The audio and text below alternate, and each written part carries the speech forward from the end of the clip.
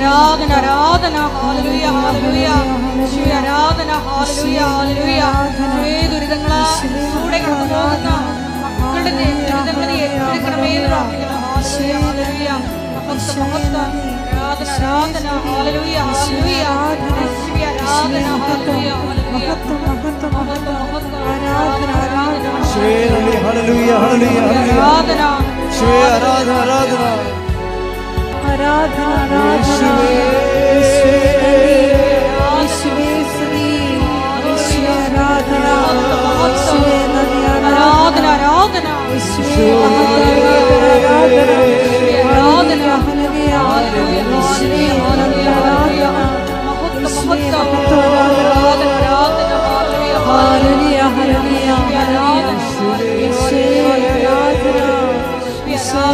ആരാധന ആരാധന ഹല്ലേലൂയ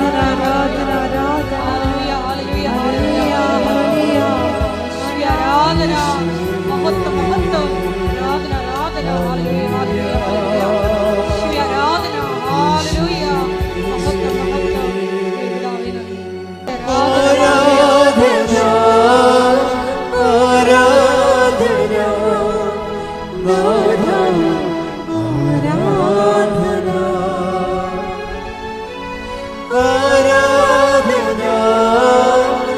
ആരാധന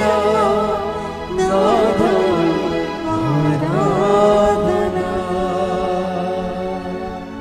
പരിശുദ്ധയമ്മേ, അമ്മേ പരിശുദ്ധ അമ്മേ, ദൈവമാതാവേ, 2004 ഡിസംബർ 7-ാം തീയതി ഉച്ചകഴിഞ്ഞ് 2:30 കൃപാസനത്തിൽ സംഭവിച്ച അമ്മയുടെ പ്രത്യക്ഷപ്പെടലിനെ കുറിച്ച് തിരുസഭയ്ക്ക് സമർപ്പിച്ചിരിക്കുന്ന പഠനരേഖകളുടെ വസ്തുനിഷ്ഠവും ദൈവശാസ്ത്ര പ്രകാരമുള്ളതുമായ അന്വേഷണ പഠനങ്ങൾ നടത്തി ആ പ്രത്യക്ഷപ്പെടലിലൂടെ പ്രകടമായ ദൈവമാതാവിന്റെ പ്രത്യേക കരുതലും സംരക്ഷണവും വെളിപ്പെടുത്തുന്ന പീഡിതരുടെ ആശ്വാസവും പ്രവാചകന്മാരുടെ രാജ്ഞിയും വാഗ്ദാനത്തിന്റെ പേടകവും പ്രപഞ്ച പ്രകൃതിയുടെ മാതാവുമായ പരിശുദ്ധ അമ്മയുടെ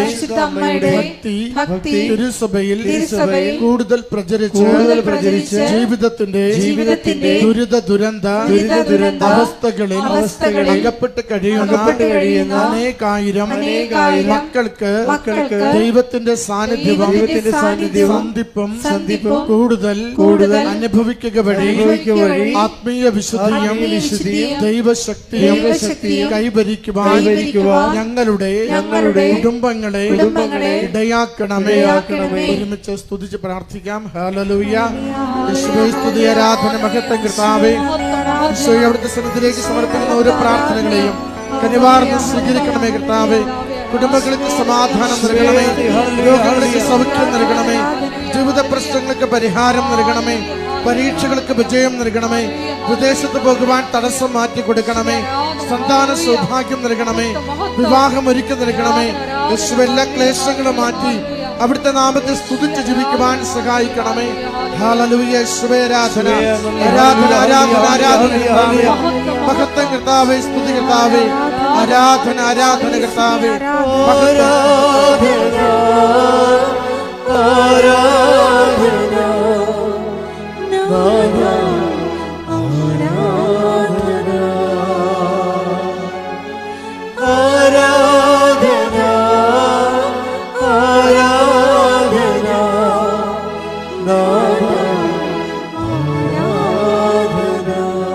പരിശുദ്ധമ്മേ, ജപമാല മാതാവേ, സകല കൃപാസനം പ്രാർത്ഥനകളോടും ചേർന്ന് ഞങ്ങളിപ്പോൾ പ്രാർത്ഥിക്കുന്ന ഈ സമൂഹത്തിന്റെ പ്രത്യേക നിയോഗവും അമ്മയുടെ പ്രത്യക്ഷീകരണത്തിന്റെ ഈ അനുഗ്രഹവേളയിൽ ഞങ്ങൾക്ക് സാധിച്ചു തരുവാൻ കനിയണമേ. ആമേൻ. ഒരുമിച്ച് സ്തുതിച്ച് പ്രാർത്ഥിക്കാം. ആരാധന മഹത്വം കർത്താവേ, ധ്യാനം നയിക്കുന്ന ജോസഫിനെ പരിപാലിക്കണമേ. പുതിയ സന്ദേശങ്ങൾ നിങ്ങളെ സഹായിക്കണമേ. സൗഖ്യപ്പെടുന്ന ശുശ്രൂഷകളുടെ ആയിരങ്ങളെ ഇവിടുന്ന് സ്പർശിക്കണമേ. ഹല്ലേലൂയ. യേശുവേ സ്തുതി, ആരാധന മഹത്വം കർത്താവേ. ഒരിക്കൽ കൂടി ധ്യാനം നയിക്കാൻ പോകുന്ന ബഹുമാനപ്പെട്ട വി.പി. ജോസഫ് അച്ഛനെ ഞങ്ങളെ അൾത്താരയിൽ വികാരുണ്യ സന്നിധിയിൽ സമർപ്പിച്ചു പ്രാർത്ഥിക്കുന്നു. ഞങ്ങൾക്ക് ആവശ്യമായിട്ടുള്ള വചനങ്ങൾ നൽകണമേ എന്ന് ഞങ്ങൾ പ്രാർത്ഥിക്കുന്നു. വചനത്താൽ ഞങ്ങളെ വിശുദ്ധീകരിക്കണമേ എന്ന് പ്രാർത്ഥിക്കുന്നു. ശക്തീകരിക്കണമേ എന്ന് പ്രാർത്ഥിക്കുന്നു. ആത്മാവിൽ വഴി നടക്കണമേ എന്ന് പ്രാർത്ഥിക്കുന്നു. സാക്ഷികളാക്കി മാറ്റണമേ എന്ന് പ്രാർത്ഥിക്കുന്നു. ഹല്ലേലൂയ, ഹല്ലേലൂയ. മഹത്വം, മഹത്വം. ആരാധന, ആരാധന. പിതാവേ, നന്ദി. കൃപാസനത്തിൽ പ്രത്യക്ഷയായ ദൈവമാതാവിന്റെ മധ്യസ്ഥതയാൽ സമയ ചുരുക്കം പ്രാപിച്ച് എത്രയും വേഗം അവരുടെ ജീവിത വിഷയങ്ങളുടെ മേൽ പരിഹാരം ഉണ്ടാകണമേ എന്ന് പ്രാർത്ഥിക്കുന്നു. മക്കളെ സാക്ഷ്യങ്ങളായി ഉയർത്തണമേ എന്ന് പ്രാർത്ഥിക്കുന്നു. ഹല്ലേലൂയ, ഹല്ലേലൂയ. മഹത്വം, മഹത്വം. ആരാധന, ആരാധന. ഹല്ലേലൂയ, ഹല്ലേലൂയ. യേശുവേ നന്ദി, യേശുവേ ആരാധന. ഉടമ്പടിയിലുള്ള ദൈവഭാഗമെന്ന് പറയുന്നതും സാക്ഷ്യങ്ങളാണ്. എന്താണ് ദൈവഭാഗമെന്ന് പറയണത്? ഉടമ്പടിയിൽ 2 ഭാഗങ്ങളുണ്ട്. ഒന്ന് മനുഷ്യഭാഗമുണ്ട്, പിന്നെ ഒന്ന് ദൈവഭാഗമുണ്ട്. മനുഷ്യഭാഗമെന്ന് പറയുന്നത് നമ്മൾ വെക്കുന്ന നിയോഗങ്ങളാണ്.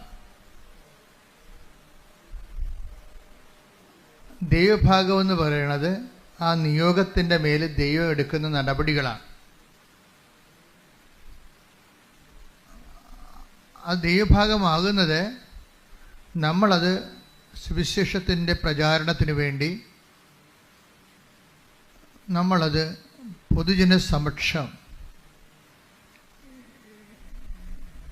ഏറ്റുപറയണം. ഏറ്റുപറയുമ്പോഴുണ്ടാകുന്നത് ഒന്ന്, നമ്മളത് ഓൺ ചെയ്യുന്നു എന്നുള്ളതാണ്. ഏറ്റുപറയുമ്പോൾ സംഭവിക്കുന്നത് നമ്മളതിൻ്റെ മുഴുവൻ ക്രെഡിറ്റ് ആൻഡ് ക്ലെയിം ദൈവതിരുസന്നിധിയിൽ ദൈവത്തിൽ നിന്നാണെന്ന് നമ്മൾ അക്സെപ്റ്റ് ചെയ്യുന്നു. അങ്ങനെ നമ്മൾ അംഗീകരിക്കുന്നതിൻ്റെ ഭാഗമായി ദൈവത്തെ അംഗീകരിക്കുക. ദൈവവിശ്വാസിയുടെ മുമ്പിലുണ്ടാകുന്ന ഏറ്റവും വലിയ ആദ്യമായുള്ള ദൈവശുശ്രൂഷ എന്ന് പറയുന്നത് ദൈവത്തെ അംഗീകരിക്കുകയാണ്. അപ്പം നമ്മളോർക്കും ദൈവത്തെ നമ്മൾ അംഗീകരിച്ചാലും ഇല്ലെങ്കിലും ദൈവം നിലനിൽക്കും. പക്ഷേ മറ്റുള്ളവരെ നിലനിൽക്കണമെങ്കിൽ നമ്മൾ അംഗീകരിക്കണം. നമുക്ക് കിട്ടിയ അനുഭവങ്ങൾ അതുകൊണ്ടാണ് ദൈവത്തെ അംഗീകരിക്കേണ്ടത്. ചില ആൾക്കാർക്ക് പോരായ്മയാകും. അത് കുറച്ച് കിട്ടിയിരിക്കുന്ന അനുഗ്രഹങ്ങൾ സ്വന്തം കഴിവ് കൊണ്ടാണ് എന്ന് ചിന്തിക്കുന്നവർക്ക് അവിടെ ദൈവത്തെ അംഗീകരിക്കുന്നത് ഒരു കുറച്ചിലായിട്ട് വരും. ബൈബിൾ എപ്പോഴും കൈകാര്യം ചെയ്യുന്നൊരു വിഷയമാണ് ദൈവത്തെ അംഗീകരിക്കുന്നത് കൊണ്ടുള്ള പോരായ്മകൾ. ദൈവത്തെ അംഗീകരിക്കുന്നത് പറഞ്ഞേ, ദൈവത്തെ അംഗീകരിക്കുന്നത് പോരായ്മയായി അവർ കരുതിയത് നിമിത്തം അധമ വികാരത്തിനും അനുചിത പ്രവൃത്തികൾക്കും ദൈവം അവരെ വിട്ടുകൊടുത്തു.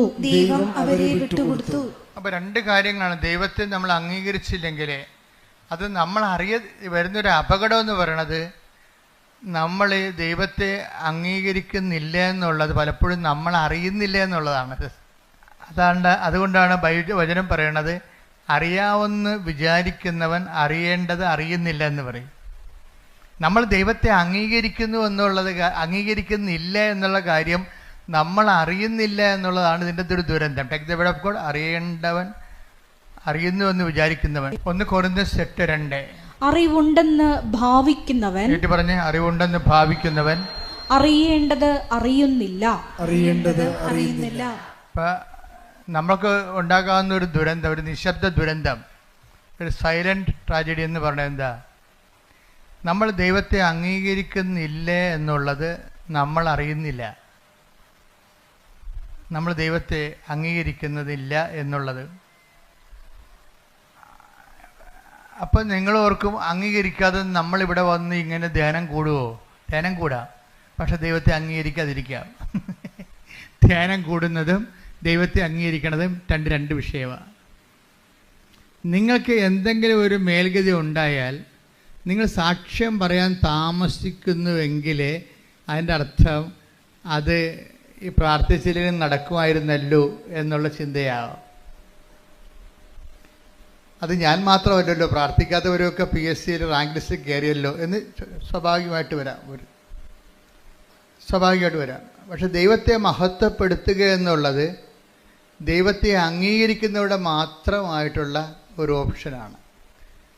ദൈവത്തെ മഹത്വപ്പെടുത്തുക എന്നുള്ളത് മറ്റുള്ളവർ മഹത്വപ്പെടുത്തത്തില്ല. കാര്യം എന്താണ്? അവർ പ്രഖ്യാപിതമായിട്ട് ദൈവത്തെ അംഗീകരിക്കാത്തവരാണ്. തങ്ങളുടെ കഴിവും ബുദ്ധിയും കൊണ്ടാണ് കാര്യങ്ങളെല്ലാം നടക്കുന്നതെന്ന്. ഇതാണ് ഒരു മനുഷ്യൻ്റെ ഏറ്റവും വലിയ പ്രലോഭനം ഏതാണെന്ന് എന്നോട് ചോദിച്ചാൽ ഞാൻ പറയും, ഒരു മനുഷ്യൻ്റെ നമ്മുടെ കഴിവും ബുദ്ധിയും കൊണ്ടാണ് നമ്മുടെ കാര്യങ്ങളെല്ലാം നടക്കുന്നത്. അതിൻ്റെ അകത്ത് ദൈവത്തിന് പ്രത്യേകിച്ച് റോളൊന്നുമില്ല എന്ന് നമ്മൾ നിശബ്ദമായിട്ടെങ്കിലും അവബോധ മനസ്സിൽ ഒരു നിലപാടെടുത്തിട്ടുണ്ട്. അതുകൊണ്ടാണ് അങ്ങനെയുള്ളവർക്ക് അനുഗ്രഹം കിട്ടുമ്പോൾ അവർ പറയത്തില്ല, ഇത് എനിക്ക് 5-6 മാസം മുമ്പ് കിട്ടിയ അനുഗ്രഹമാണ്, ഞാനിപ്പോഴാണ് സാക്ഷ്യം പറയാൻ ഒത്തതെന്ന് പറഞ്ഞിട്ട്. എന്തുകൊണ്ട് അങ്ങനെ പറയണത്? അത്രയും ടൈം എടുക്കണത് എന്താണ്? കാര്യം സാധാരണ ദൈവ പൈതലിനെ സംബന്ധിച്ചിടത്തോളം അവർക്ക് ദൈവത്തിൻ്റെ ഭാഗത്തു നിന്നുള്ള ഇടപെടലാണെങ്കിൽ പരിശുദ്ധാത്മാവ് പെട്ടെന്ന് അവർക്ക് മനസ്സിലാകും. പരിശുദ്ധാത്മാവ് സ്ലോ ഡൗൺ ചെയ്യുന്നത് കൊണ്ടാണ് സാക്ഷ്യം പറയാൻ 6 മാസം എടുക്കുന്നത്. സാക്ഷ്യം പറയാൻ 6 മാസം എടുക്കുന്നത് കൊണ്ട് വരുന്ന ഒരു പ്രശ്നം വെച്ച് കഴിഞ്ഞാൽ പരിശുദ്ധാത്മാവ് വളരെ മന്ദഗതിയിലാണ് ഈ വ്യക്തിയിൽ ഇപ്പോഴും പ്രവർത്തിക്കുന്നത്. ഇനി നിങ്ങൾ സാക്ഷ്യം പറഞ്ഞില്ലെങ്കിലും ദൈവത്തിന് വലിയ കുഴപ്പമൊന്നുമില്ല. അത് നിങ്ങൾ എപ്പോഴും ഓർത്തേക്കണം. എന്താ കാര്യം വെച്ച് കഴിഞ്ഞാൽ സാക്ഷ്യം പറയാൻ താമസിക്കുന്നവർ സാക്ഷ്യം പറഞ്ഞില്ലെങ്കിലും ദൈവത്തിന് വലിയ കുഴപ്പമൊന്നുമില്ല. അതിൻ്റെ കാരണം, സാക്ഷ്യം പറയാൻ താമസിക്കുന്നതിൻ്റെ കാരണം അത് നമ്മളുടെ ക്ലെയിമിലും ക്രെഡിറ്റിലുമാണോ സംഭവിച്ചത്, അത് ദൈവം ഇടപെട്ടതാണോ എന്ന് നമുക്ക് സംശയമാണ്. ഈ സംശയമാണ് നമ്മളെ ഇങ്ങനെ 6 മാസം തള്ളി നീക്കിയത്. ഇങ്ങനെ പരിശുദ്ധാത്മാവ് ഉണ്ടായിരുന്നെങ്കിൽ നമ്മളോട് പെട്ടെന്ന് നമുക്ക് ക്ലാരിഫിക്കേഷൻ. പരിശുദ്ധാത്മാവിൻ്റെ പ്രത്യേകത വെച്ച് കഴിഞ്ഞാൽ പെട്ടെന്ന് ക്ലാരിഫൈഡ് ആവും. നിങ്ങൾക്കൊരു വിഷയത്തെക്കുറിച്ച്, ദൈവികമായ കാര്യങ്ങളെക്കുറിച്ച് പെട്ടെന്ന് വ്യക്തത കിട്ടുന്നില്ല, മന്ദഗതിയിലാണെന്നുണ്ടെങ്കിൽ അതിൻ്റെ അർത്ഥം പരിശുദ്ധാത്മാവ് നിങ്ങളിലുള്ള ആത്മാവ് മന്ദഗതിയിലാണെന്നും നിങ്ങൾ ലോകാത്മാവിനാൽ നയിക്കപ്പെടുന്നു എന്നുള്ളതാണ്. അതാണ് ഏറ്റവും വലിയ വിഷയം. അല്ലാതെ നിങ്ങൾ സാക്ഷ്യം പറയാൻ നിങ്ങൾ പ്രതികളൊന്നുമല്ല. പ്രതികളെന്ന് വെച്ച് കഴിഞ്ഞാൽ, പ്രതികളാകുന്നതിൻ്റെ വിഷയം എന്ന് വെച്ച് കഴിഞ്ഞാൽ പരിശുദ്ധാത്മാവിൻ്റെ പ്രവർത്തനങ്ങൾ നിങ്ങളിൽ വളരെ സ്ലോഗതി. അതിൻ്റെ കള്ളനും വെള്ളിയും നെല്ലും പതിരും തിരിക്കാൻ യു ടേക്ക് 6 months, 6 മാസം എടുത്തു ഇത് ദൈവത്തിൻ്റെതാണെന്ന് തിരിച്ചറിയാൻ. അത് ഭയങ്കരമായൊരു സ്പിരിച്വലായിട്ടുള്ള കലാമിറ്റിയാണ്. നമ്മുടെ അതായത് ആധ്യാത്മികമായിട്ട് വരുന്ന ഇതുപോലെയുള്ള ഒരു കലാമിറ്റി, എന്താ ദുരന്തം എന്ന് വെച്ച് കഴിഞ്ഞാൽ ദൈവികമായ പ്രവർത്തനങ്ങൾ അറിയാൻ, നമ്മൾ തന്നെ അറിയാൻ ടൈം എടുക്കുന്നത് അത് നിസ്സാര കാര്യമല്ല. ശരിക്കും ഞങ്ങളെപ്പോലെയുള്ളവർ പറഞ്ഞാൽ മാത്രമേ ചെറിയ ആൾക്കാർ സാക്ഷ്യം പറയത്തുള്ളൂ. പറഞ്ഞ് ഓർപ്പിച്ച് കൊടുക്കണം. കാര്യം ഇത് എന്നതിൻ്റെ അർത്ഥം ഓർപ്പിച്ച് ഞങ്ങളെ സാക്ഷ്യം പറയണമെന്ന് ഞാൻ ഓർപ്പിച്ച് തരുമ്പോൾ നിങ്ങൾ വന്ന് പറഞ്ഞാൽ നിങ്ങളുടെ പ്രശ്നം എന്താ? 50 മാർക്കേ നിങ്ങൾക്കുള്ളൂ. എന്താണ് 50 മാർക്ക് എനിക്കുള്ളതാ? ഞാൻ ഓർപ്പിച്ചിട്ടാണ് നിങ്ങളത് എന്ന് പറഞ്ഞാൽ ഉള്ളത് കളയണമെന്നല്ല, സീറോ അടിച്ചു പോരുത്. ഞാൻ പറഞ്ഞാലും അങ്ങനെ തെറ്റ് പറ്റിയിട്ടുണ്ടെങ്കിൽ നിങ്ങൾ റെക്ടിഫൈ ചെയ്ത് സാക്ഷ്യം പറഞ്ഞ് മാറ്റണം. കാര്യം എന്താ കാര്യത്തിൽ അത് നിങ്ങളുടെ തന്നെ തന്ന കൃപ. സാക്ഷ്യം പറയുമ്പോൾ 2 കാര്യം സംഭവിക്കും. ഒന്ന്, നിങ്ങൾക്ക് തന്ന കൃപയിൽ നിങ്ങൾ നിലനിൽക്കും. പിന്നെ നിങ്ങളത് ദൈവം അത് തിരിച്ചെടുക്കത്തുമില്ല. സാക്ഷ്യം പറഞ്ഞത് നിങ്ങൾക്ക് ഗ്യാരണ്ടി ഇല്ല. കാര്യം എന്താ? നിങ്ങൾ ദൈവത്തെ മഹത്വപ്പെടുത്തിയിട്ടില്ല. അത് പോരായ്മയെ കരുതിയത് കൊണ്ട് 2 കാര്യങ്ങൾ സംഭവിക്കും.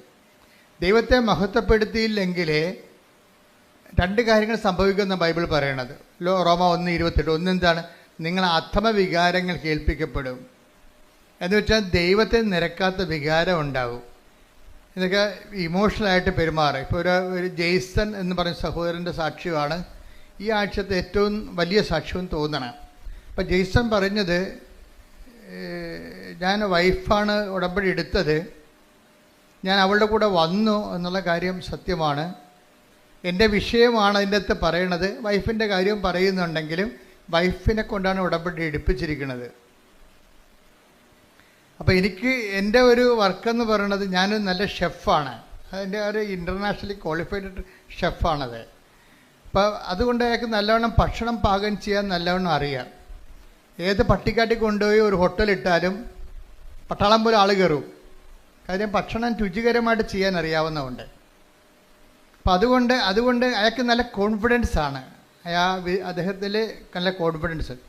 നമ്മളൊരു വിഷയം, ഈ ഓവർ കോൺഫിഡൻസുകാരെ അവർ ഡേഞ്ചർ സോണിലാണ്. എപ്പോഴും ഒരു വിഷയത്തെക്കുറിച്ച് ഓവർ കോൺഫിഡൻസുകാരില്ലേ, അമിതമായ ആത്മവിശ്വാസമുള്ളവർ ഡേഞ്ചർ സോണിലാണ്. അവർ രണ്ട് തരത്തിലുള്ള ഡേഞ്ചർ സോണിലാണ്. ഒന്ന്, ഓവർ കോൺഫിഡൻസുകാർക്ക് പറ്റണത് അവർ എല്ലാ കാര്യവും അവരുടെ അക്കൗണ്ടിലേക്കാണ് വരവ് വെക്കണത്. ദൈവത്തിൻ്റെ അക്കൗണ്ടിലേക്ക് കൊടുക്കത്തില്ല. കാര്യം എന്താണ്? ഇപ്പം ദാനം ചെയ്യാത്തവരില്ലേ, ദാനം ചെയ്യാത്തവർ, ഇപ്പോൾ ഉടമ്പടി എടുത്തിട്ടും ദാനശീലം വരാത്തവരെന്താണ്? എന്തുകൊണ്ടാണ് ദാനം ചെയ്യാത്തവർ? ഉടമ്പടി എടുത്തു, പക്ഷേ എന്നാലും ദാനം ചെയ്യത്തില്ല. നിങ്ങൾ ഇവിടെ കുത്തിരിക്കുന്നത് കുറച്ച് പ്രൊഫഷണൽ ധർമ്മക്കാർക്ക് എന്തെങ്കിലും കൊടുക്കണ പോലെ അല്ല. അത് പിന്നെ അവരുടെ പ്രൊഫഷനാണ്. അതല്ല ഇപ്പം ഈ ജെയ്സനൊക്കെ ചെയ്തിരിക്കണമെന്ന് വെച്ച് കഴിഞ്ഞാൽ, ജെയ്സൺ കർത്താവിൻ്റെ അഭിഷേകത്തിൽ വന്നു കഴിഞ്ഞപ്പോൾ ചെയ്തത് എന്താണ്? ആ നാട്ടിലുള്ള, എനിക്ക് തോന്നുന്നത് ഇവർ ഇവിടെയാണെന്ന് തോന്നണം, അതായത് ഇരിങ്ങാലിക്കൂടെ. അപ്പോൾ ആ നാട്ടിലുള്ള വണ്ടി ഇടിച്ച് കിടക്കുന്നവരുടെ എല്ലാം വീട്ടിൽ ചെല്ലും. ആരും പറഞ്ഞിട്ടില്ല. അപ്പോൾ അവർ വണ്ടി ഇടിച്ച് കിടക്കുന്നവർ, പണ്ട് സ്കൂട്ടർ ഇടിച്ച് കിടക്കുന്നവരും ബൈക്ക് ഇടിച്ച് കിടക്കുന്നവരും കൈ ഒടിഞ്ഞവരും പ്ലാസ്റ്റർ കിടക്കുന്നവരൊക്കെ വീട്ടിൽ ചെല്ലും. വീട്ടിൽ ചെന്നിട്ട് അവരുടെ വിശേഷം ആദ്യമായിട്ടും കാണുകയായിരിക്കും. ജെയ്സൺ എന്ന് പറഞ്ഞ ആൾ ഇവരെ ആദ്യമായിട്ടും കാണുകയാണ്. അപ്പോൾ അവർ തന്നെ ചോദിക്കും, എങ്ങനെയാണ് ചേട്ടനെ എന്നെ അറിയത്തില്ലല്ലോ, ഞാൻ ഇങ്ങനെ വണ്ടി അപകടത്തിൽ പെട്ടെന്ന് അറിയത്തില്ലല്ലോ. അപ്പോൾ അയാൾ പറയും, ഞാൻ ചോദിച്ചു വന്നു, ആൾക്കാരോട് ചോദിച്ചു. അപ്പോൾ അദ്ദേഹം പറയണത്, എനിക്ക് കാരുണ്യ പ്രവൃത്തികൾ ചെയ്യണത് ഇപ്പോൾ ഒരു കൊതി പോലെയാണ്. ഒരു വ്യക്തിയുടെ ഒരു ഉടമ്പടി എങ്ങനെ ഒരു വ്യക്തിയെ മാറ്റണം നോക്കിയേ. കാരുണ്യ പ്രവൃത്തികൾ ചെയ്യണത് അങ്ങോട്ട് ചെന്ന് ചോദിച്ചിട്ട് അന്വേഷിച്ച് കണ്ടുപിടിച്ചിട്ട് അവർക്ക് സഹായം നൽകണത് ഒരു തീരാത്ത കൊതി പോലെയാണ്. അതായത് അതിലൊരു ആന്തരിക അഭിഷേകം കിട്ടിയിട്ടുണ്ട്. പണ്ട് ഉടമ്പടിക്ക് മുമ്പ് അങ്ങനെ ഒന്നും ഇല്ലായിരുന്നോ? അന്ന് എന്താ സംഭവിച്ചത്? എന്തുകൊണ്ടാണ് ഉടമ്പടിക്ക് മുമ്പ് ഒരു ദാനധർമ്മം ഇല്ലാത്തതിൻ്റെ കാരണം, നമ്മൾ ദാനധർമ്മം ചെയ്യാത്ത ആൾക്കാർ അല്ലെങ്കിൽ സഹായിക്കാത്ത ആൾക്കാർ, അവരെ ഞാൻ കുറ്റം പറയത്തില്ല. എന്താ കാരണം വെച്ച് കഴിഞ്ഞാൽ, അവരിപ്പോൾ നമ്മൾ ഒരു കൊട്ടയിൽ കുറച്ച് ആപ്പിൾ ഇരിക്കണമെന്ന് വിചാരിച്ചോ. അപ്പം ഒരു കൊട്ടയുണ്ട്, ഒരു 200 ആൾക്കാരും ഉണ്ട്. അവരെല്ലാം കൂടി ഇടിച്ചാൽ മാത്രമേ, ഇടിച്ച് ഇതിനകത്ത് കയറിയാൽ മാത്രമേ നമുക്ക് ആപ്പിൾ ഫ്രീ ആയിട്ട് കിട്ടുന്നതാണ്. പക്ഷേ നമുക്ക് നമ്മുടെ കയ്യിൽ നിന്ന് ചിലവാകണത് എന്താണ്? ഇടിച്ച് നെക്കി അതിൻ്റെ അകത്ത് വേർത്തൊലിച്ച് ആൾക്കാരുടെ നാട്ടുകാരുടെ മുട്ടുകൈ കൊണ്ടൊക്കെ ഇതിനകത്ത് കയറാൻ പറ്റത്തുള്ളൂ. കയറി ഒരു ആപ്പിൾ എടുത്തുകൊണ്ട് നമ്മൾ പുറത്തേക്ക് വരുമ്പോൾ, അല്ലെങ്കിൽ 2 ആപ്പിൾ എടുത്തുകൊണ്ട് പുറത്തേക്ക് വരുമ്പോൾ, ഒരുത്തൻ അവിടെ ഇടിക്കാൻ നിവൃത്തിയില്ലാത്തവനും മുട്ടാൻ നിവൃത്തിയില്ലാത്തവനും കൈ നീട്ടും.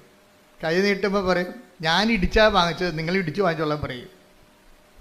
അതെന്താണ്? നമ്മളതിൻ്റെ അത് സ്പെൻഡ് ചെയ്താൽ കൊണ്ടാണ്. ഇതതിൻ്റെ അത് വരുന്ന ഒരു ടെക്നിക്കെന്ന് പറയണത്. കാര്യം ആൾക്കാർ ദാനം ചെയ്യാത്തതിൻ്റെ കാരണം, ഞാൻ കുറേ കഷ്ടപ്പെട്ടാണ് ഈ നിലയിലെത്തിയത്, അങ്ങനെ ഓശാര നീ ഇരുന്നതിൻ്റെ ഇടയ്ക്ക് നിന്ന് പുഴുങ്ങി തിന്നണ്ട. ഇതാണ് നിലപാട്.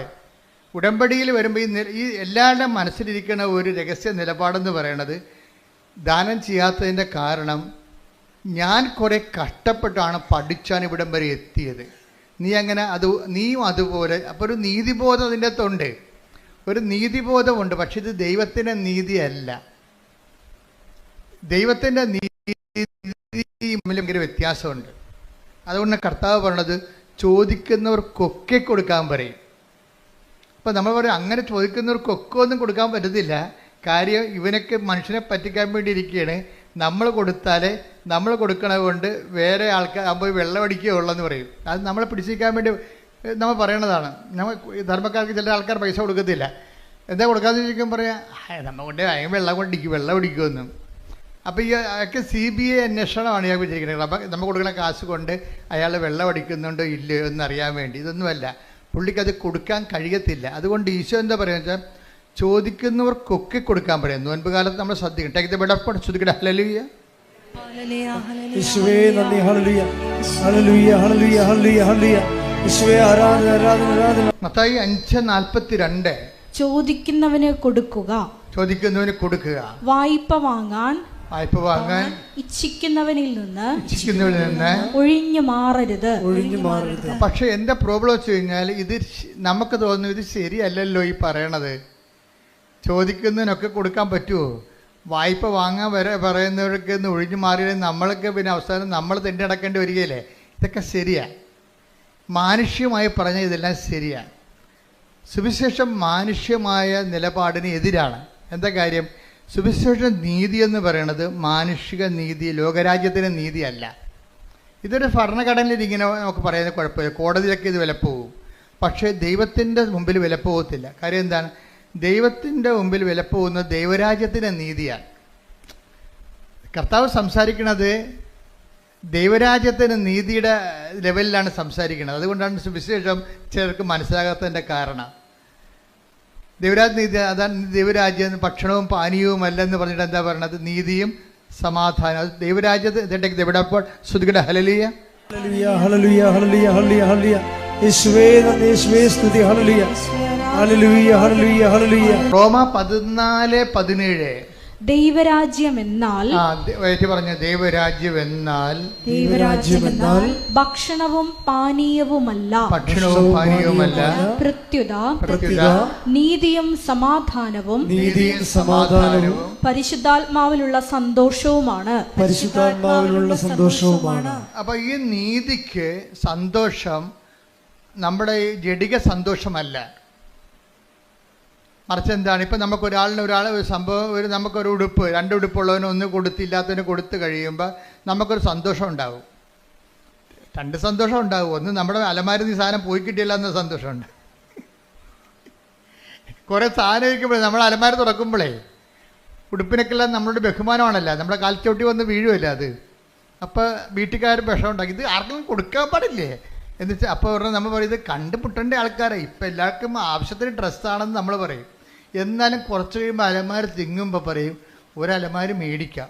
അലമാരി മേടിക്കുമ്പോൾ കാശ് 30,000-40,000 രൂപയാവും. അതിനേക്കാൾ ഉള്ളത് കൊടുത്തു കഴിഞ്ഞാൽ സ്ഥലം ഉണ്ടാക്കിയാൽ മതിയല്ല.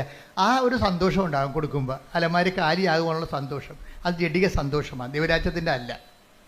പറഞ്ഞ മനസ്സിലായില്ലേ? ദാനം ചെയ്യുമ്പോൾ നമുക്കുണ്ടാകുന്ന സന്തോഷം, ആ സന്തോഷം ജഡിക സന്തോഷം എന്ന് പറയും. അതെന്താണ്? ലോക അരൂപിയ നയിക്കപ്പെടുന്നതുകൊണ്ട് നമുക്ക് കുറച്ച് സ്ഥലം കിട്ടിയല്ല, അതിന് പുതിയ സാധനം വാങ്ങിക്കാമെന്ന് ഓർക്കുമ്പോൾ നമുക്ക് സന്തോഷമുണ്ട്. അതിൽ ആ ദാനത്തിലുണ്ടാകുന്ന സന്തോഷമാണ്. പക്ഷെ അത് പരിശുദ്ധാത്മാവിലുള്ള സന്തോഷമല്ല. നിങ്ങളീ പറഞ്ഞ പല കാര്യങ്ങളും നമുക്ക് അനുഭവിക്കുന്ന പല വിഷയങ്ങളും ദൈവവുമായിട്ട് ബന്ധമില്ലാത്തതാണ്. പക്ഷേ ദൈവത്തിൻ്റെ അക്കൗണ്ടിലാണ് നമ്മളിതൊക്കെ അനുഭവിക്കുന്നത്. പക്ഷേ സംഭവം ജഡിക സന്തോഷമാണ്.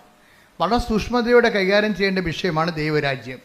അപ്പോൾ ദൈവരാജ്യം എന്ന് പറയുമ്പോൾ ഈ നീതി, അതായത് നീതി എന്ന് പറയുന്നത് ദൈവത്തിൻ്റെ ഒരു നീതിയുണ്ട്. അത് ദൈവത്തിൻ്റെ നീതി മെരിട്ട് നോക്കാതെ ചെയ്യണ നീതിയാണ്. സ്നേഹത്തിൽ നിന്ന് വരുന്ന നീതിയാണത്. ഇപ്പോൾ ഈശോ ക്രൂശിക്കപ്പെട്ടു, ആ നീതി എന്താണ്? അവൻ നമ്മളെ നീതീകരിച്ചതിൻ്റെ ഒരു നീതിയാണ്. എന്തെന്ത്? അപ്പം നമ്മളുടെ ക്വാളിറ്റി നോക്കിയിട്ടാണ് ദൈവം നമ്മളെ, എല്ലാ ദുഷ്ടന്മാർക്കും ശിഷ്ടന്മാർക്കും വേണ്ടി ദൈവം പാപത്തിന് പരിഹാരം ചെയ്തിട്ടുണ്ട്. എന്താണ് എക്സ്പെൻഡിച്ചർ? ഈശോ ചെലവ് ചെയ്തത്, തൻ്റെ ജീവിതം ചെലവ് ചെയ്തപ്പോഴുണ്ടാകുന്നൊരു നീതി എന്താണ്? നമ്മളുടെ മെരിറ്റ് നോക്കിയിട്ടല്ല ചെയ്തിരിക്കുന്നത്. ഇതുപോലെയാണ് മറ്റുള്ളവരുടെ മെരിറ്റ് നോക്കാതെ നമ്മൾ അവർക്ക് വേണ്ടി ചെലവ് ചെയ്യുമ്പോൾ നമുക്ക് പരാതികളോ പരിഭവങ്ങളോ ഇല്ല. എന്താ ഞാനിങ്ങനെ പറഞ്ഞാൽ, ഈ ജെയ്സൺ എന്ന് പറയുന്ന കക്ഷി അവസാനം പറഞ്ഞു നിർത്തുന്നത് കുറേ കാര്യങ്ങൾ. ജെയ്സൻ്റെ സാക്ഷ്യം എന്ന് പറയുന്നത് ഒരു സുവിശേഷമാണ്. ചില അവസാനം ഇദ്ദേഹം പറയണത്, ഇപ്പോഴേ ഞാൻ വല്ലാത്ത ഒരു ആത്മസംതൃപ്തി ഞാൻ അനുഭവിക്കുന്നുണ്ട്, ഞാൻ ദൈവത്തിൽ ആനന്ദിക്കുന്നുണ്ട്. ഞാൻ പറയണതെല്ലാം ആത്മീയ കാര്യങ്ങളാണ്. പക്ഷെ നിങ്ങൾ അത് ലോകത്തിൻ്റെ രീതി മനസ്സിലാക്കുന്നത് കൊണ്ട് എൻ്റെ സന്തോഷം നിങ്ങൾക്ക് ട്രാൻസ്ഫർ ചെയ്യാൻ പറ്റത്തില്ലെന്ന്. എന്ത് രസമാണ് ആ സാക്ഷ്യം. അതായത് ഞാൻ അനുഭവിക്കുന്നൊരു ആത്മീയ സന്തോഷമാണ്.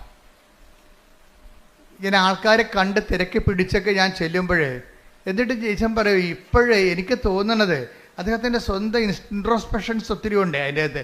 ഇപ്പോൾ തോന്നുന്നത് ഞാൻ എത്തേണ്ടിടത്ത് എത്തിയെന്ന് എനിക്ക് തോന്നണമെന്ന്. എന്തോ ഒരു കണ്ടൻറ്റഡ് ആയിട്ടുള്ള, ഹീസ് സോ കണ്ടൻറ്റഡ്. അതായത് ഒരു ഉടമ്പടി ജീവിതം ഒരു മനുഷ്യൻ നിന്ന്, എനിക്ക് തോന്നുന്നത് ആദ്യമായിട്ടാണ് ഉടമ്പടി ആയിട്ട് ഇങ്ങനെ ഒരു സംഭവം, ഒരു ഇൻട്രോസ്പെക്റ്റീവായിട്ടുള്ള ഒരു അസസ്മെൻറ്റ് വരണത്. അദ്ദേഹം പറയണത്, എനിക്ക് തോന്നണത് അദ്ദേഹത്തിൻ്റെ ജീവിത രീതി തന്നെ മാറി. ഇപ്പം ഞായറാഴ്ച പണ്ട് ആദ്യം വൈഫിനെ കൊണ്ട് ഉടമ്പടി എടുപ്പിച്ചുകൊണ്ടിരുന്നത്. വൈഫിനെ കൊണ്ട് ഉടമ്പടി എടുപ്പിച്ച് കഴിഞ്ഞാൽ പുള്ളിക്കാരൻ കൂടെ വന്നതേ ഉള്ളൂ. പക്ഷേ എന്നാ പറ്റിയെന്ന് വെച്ച് കഴിഞ്ഞാൽ വൈഫ് വളരെ കൃത്യമായിട്ട്, ഇവിടെ വിഷയമെന്ന് പറയുന്നത് 3 വിഷയങ്ങൾ ഉടമ്പടിയിലുള്ളത്. ഒന്ന്, അവർക്കൊരു സ്ഥാപനം തുടങ്ങണം. എന്ത്, ഇങ്ങനെ ഷെഫല്ലേ, അപ്പോൾ ഹോട്ടൽ പോലെ ഒരു സ്വന്തമായിട്ട് റെസ്റ്റോറൻറ്റ് തുടങ്ങണം, അതൊന്ന്. രണ്ടാമത്തെ, വൈഫ് നേഴ്സാണ്, അപ്പോൾ അവർക്ക് യൂറോപ്പിൽ എവിടെയെങ്കിലും ഒരു ജോലി കിട്ടണം. അതാണ് അവരുടെ രണ്ട് വിഷയങ്ങൾ. അതാണ് ഒരെണ്ണം ഞാൻ മറന്നുപോയി. 3 സബ്ജക്റ്റ് ഉണ്ട്, അതിൽ 2 ഇതാണ്. ഒന്ന്, വൈഫിൻ്റെ ഒരു ജോലി കിട്ടണം, പുള്ളിക്കൊരു സ്ഥാപനം തുടങ്ങണം. ഇതാണ് ഈ 2 വിഷയങ്ങൾ. അപ്പോൾ ഈ വിഷയത്തിൽ വൈഫിനെ കൊണ്ട് ഉടമ്പടി എടുപ്പിച്ചു. വൈഫാണെങ്കിൽ അത് വളരെ സുന്ദരമായ രീതിയിൽ കർക്കശമായിട്ടും കൃത്യമായിട്ടും ക്ലിപ്തമായിട്ടും ഈ വിഷയം ഉടമ്പടി അനുഷ്ഠിച്ച് ജീവിക്കുകയാണ്. കൂടെ വന്നതിൻ്റെ പേരിൽ എനിക്ക് വൈഫ് ചെയ്യുന്നുണ്ടല്ലോ എന്ന് വിചാരിച്ചുകൊണ്ട് പുള്ളിക്കാരൻ ഇങ്ങനെ എലൂഫായിട്ട് നിൽക്കുകയാണ്. അതിനോട് ഡയറക്റ്റ് ഇൻവോൾവ് അല്ല ആൾ, ഡയറക്റ്റ് അതിൻ്റെ അകത്ത് ഇൻവോൾവ് അല്ല. എന്നുവെച്ചാൽ അദ്ദേഹം എനിക്കൊണ്ട് കുറ്റാലത്ത് എവിടെയോ ആ ഒരു ടൂറിസ്റ്റ് സ്പോട്ടാണ്. അതുകൊണ്ട് ഭയങ്കര ചിലവായ ഒരു ഞായറാഴ്ച അല്ല ടൂറിസ്റ്റിനകത്തിന് ആൾ വരണത്. അതുകൊണ്ട് പുള്ളിക്കാരൻ കട അടക്കത്തില്ല. തന്നെയല്ല, 5 പള്ളികൾ ഈ സ്ഥലത്തുണ്ട്, പല സ്ഥലത്തായിട്ട് 5 സമയത്ത് കുർബാന ഉണ്ട്. അപ്പോൾ പുള്ളിക്കാരൻ കുർബാനയ്ക്ക് പോകും. എന്ന് വെച്ച് കഴിഞ്ഞാൽ അച്ഛൻ പുള്ളി പറയണത്, ഞാൻ അച്ഛൻ പള്ളി കുർബാനയ്ക്ക് കയറണം ഞാൻ ഇന്നുവരെ കണ്ടിട്ടില്ല, ഇറങ്ങണതും കണ്ടിട്ടില്ലെന്നും. എന്ന് വെച്ച് കഴിഞ്ഞാൽ എനിക്ക് പറഞ്ഞത്, ഈ വായനയാകുമ്പോൾ പുള്ളിക്കാരൻ കയറി വരും.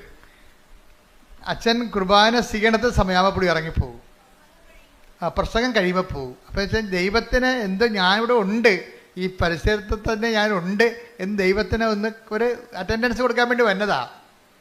അങ്ങനെ ഒരു ദാരിദ്ര്യം പിടിച്ചൊരു ആധ്യാത്മിക ജീവിതമാണ്. അറ്റൻഡൻസ് കൊടുക്കാൻ വേണ്ടി വന്നതാണ്. ഞാൻ വിട്ടൊന്നും പോയിട്ടില്ല, ഞാനീ നാട്ടിൽ തന്നെ ഉണ്ട്. ദൈവത്തിനോട് പറയണതാണ്, ഞാൻ വിട്ടൊന്നും പോയിട്ടില്ല, ഞാനീ നാട്ടിൽ തന്നെ ഉണ്ട് എന്ന്. അതിൽ പകുതിയാകുമ്പോൾ കയറി വന്നിട്ട് കാൽഭാഗമാകുമ്പോൾ കയറി വരും, മുക്കാലാകുമ്പോൾ ആൾ തിരിച്ചു പോകും. അപ്പം അങ്ങനെ ഒരു ലൈഫാണ്. അപ്പം അങ്ങനെ ഒരു ലൈഫായപ്പോൾ എന്നാ പറ്റിയെന്ന് വെച്ച് കഴിഞ്ഞാൽ പെട്ടെന്ന് ഇവരുടെ ഉടമ്പടിക്ക് ആശ്രയം കാണാതെ പോയി. അത് പക്ഷേ വല്ലാത്ത ഒരു കാണാതെ പോക്കലായിപ്പോയി. കാര്യം ഉടമ്പടിക്ക് ആശ്രയം പണ്ട് ജെയ്സൻ്റെ വൈഫിനാണ് ഉടമ്പടി എടുത്തിരിക്കുന്നത്.